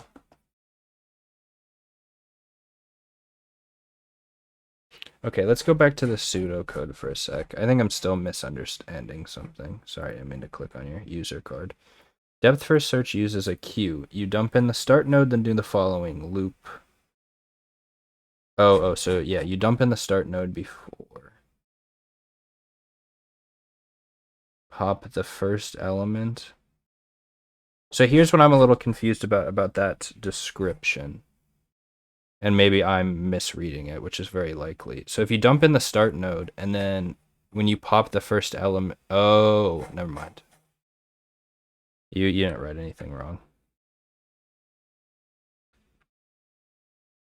For neighbors in graph start. If I'm starting to do anything wrong, let me know. View dot append neighbors. So print q.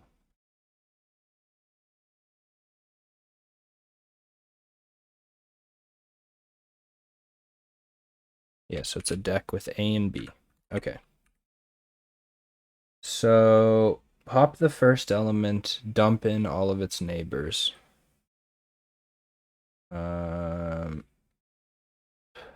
So popped equals deck, or sorry, q dot pop left print pop. I know this is going to iterate infinitely, so I'll stop it. Yeah, A and B. Okay, so I do that part right.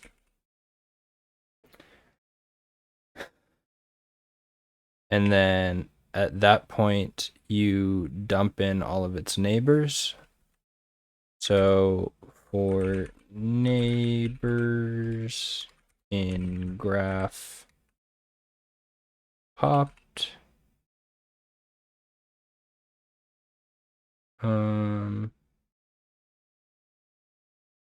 q dot append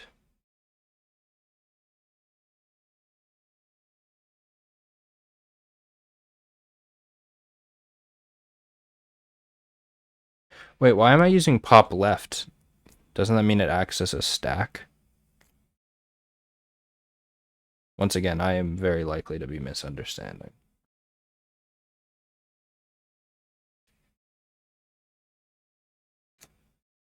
Someone could clear that up for me.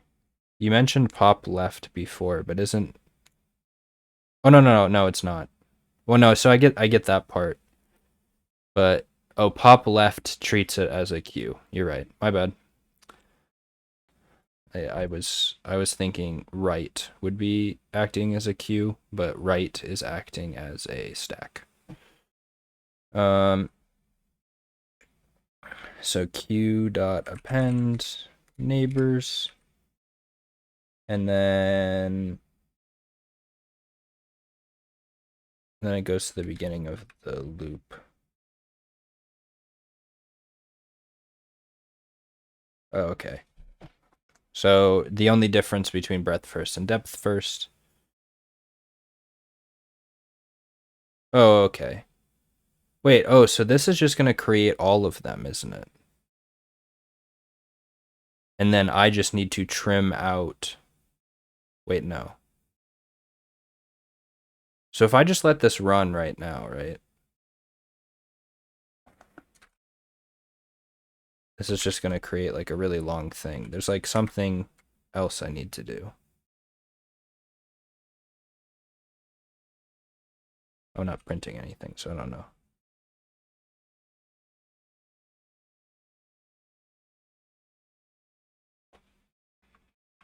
So what is this going to do? So it's going to add a capital A and lowercase b into the queue. And then for neighbors, it's going to pop that. So that's what this does. And then it's going to pop from the queue A. I think that's the first one. And then for A's neighbors, it's going to append those.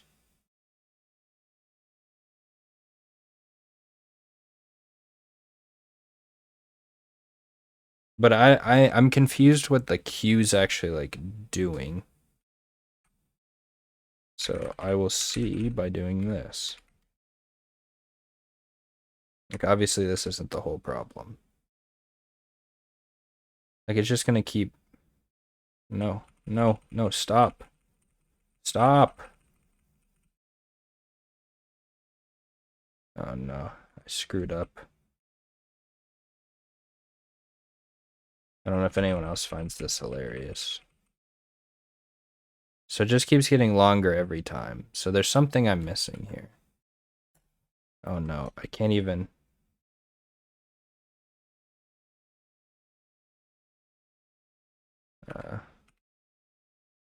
yeah, we might have to just quit this turn. No, I am... You can see it on screen. I am control Cing.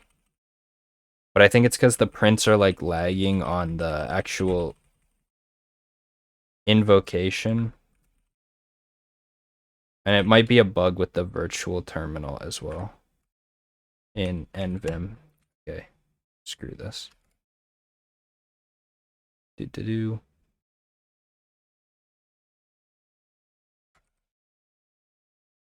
Let's try this again. Yeah, I don't know why Control C didn't work.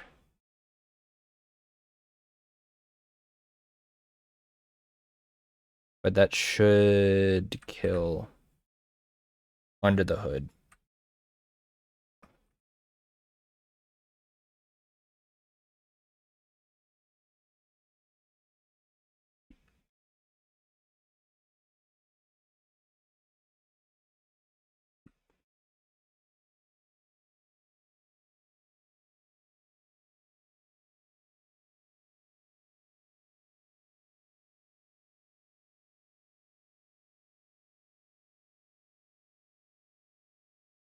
Everything's so much laggier today. I don't know why.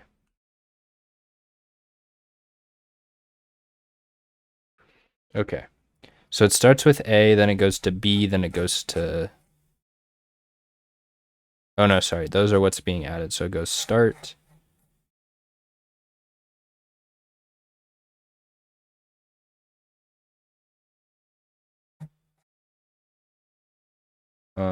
So this is just one... This is one possible path, right? So do I need then... Because this is not a valid path, but it is a path, right? Because it goes start.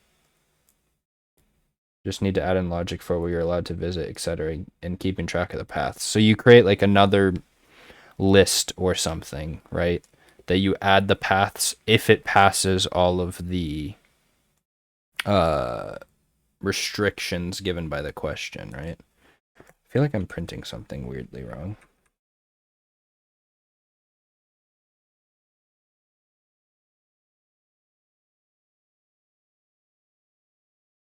How do you do it so it's not going to do something twice, though? Yeah, sounds good. Adios. Yeah, I'm not going to put in a huge amount of time longer, but I do want to struggle through this a little bit more. So it starts with start. That's implicit. And then it pops A, and then it goes to B, which then goes to start. Wait, how does it go to C? And then to B, and then to end. Wait, so this isn't a path. I feel like I'm doing something wrong. Go back to this description.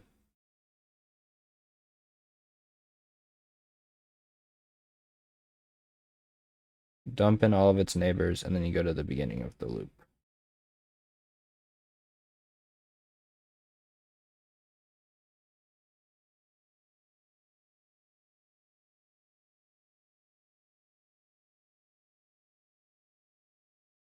So this isn't a valid. Yeah. Yeah, I'm confused how I have depth first search right now because this isn't a valid. So the B to the end works, but C can't get to B. So like, how do I make sure that they're valid? So like, start can go to A, which can go to B, which can go to start. Obviously, ignoring the fact that like the small rooms you're not allowed to visit. Oh well, and you're not. Are you allowed to go through start again? No. But how does start go to C in relation to this logic?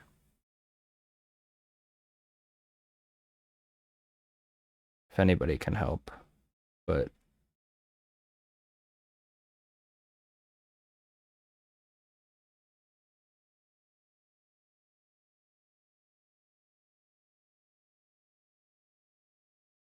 I don't know if zombie killer whale's here.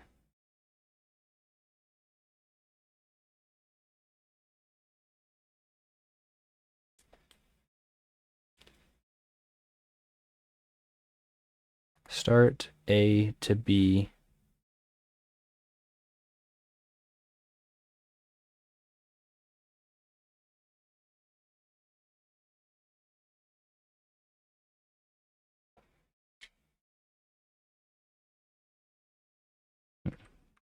Yeah, I'm getting a little frustrated with this, and I think I'm tired and stuff, but I might think about this outside stream and call it here in a moment. But sorry for not being more educational today. Maybe the struggling was educational, I don't know. But not necessarily what I'm most confident with. But I'll solve it on stream tomorrow at the very least. Hopefully I'll have a solution by tomorrow. I don't see why not. But work on it tomorrow. But yeah, I think I might call it. I'm really tired. Got to wake up quite early. Waking up at like 5:30 because I got to do some stuff tomorrow morning. So, yeah, unless anybody has any last things to say. Sorry we weren't able to solve a problem tonight. But hopefully some good Vim stuff came out of earlier in the day. And otherwise, I will see you all tomorrow. Please follow so you know when I go live. Going to at least start by 8 p.m. Pacific tomorrow, an hour before the problem comes out. But probably more than that, depending on if I solve this on stream or off stream. But it might be quite a bit earlier than that too, but we'll see. But yeah, thank you for all of the great interaction I've had today. A lot of cool new people in chat. But yeah, I think that's kind of it. So yeah, have a good night. Hopefully I see you again tomorrow. Please smash that follow button. Luvetti, I want to see you back. I want to have some more discussions some other day. But yeah. Good night, everybody. Peace.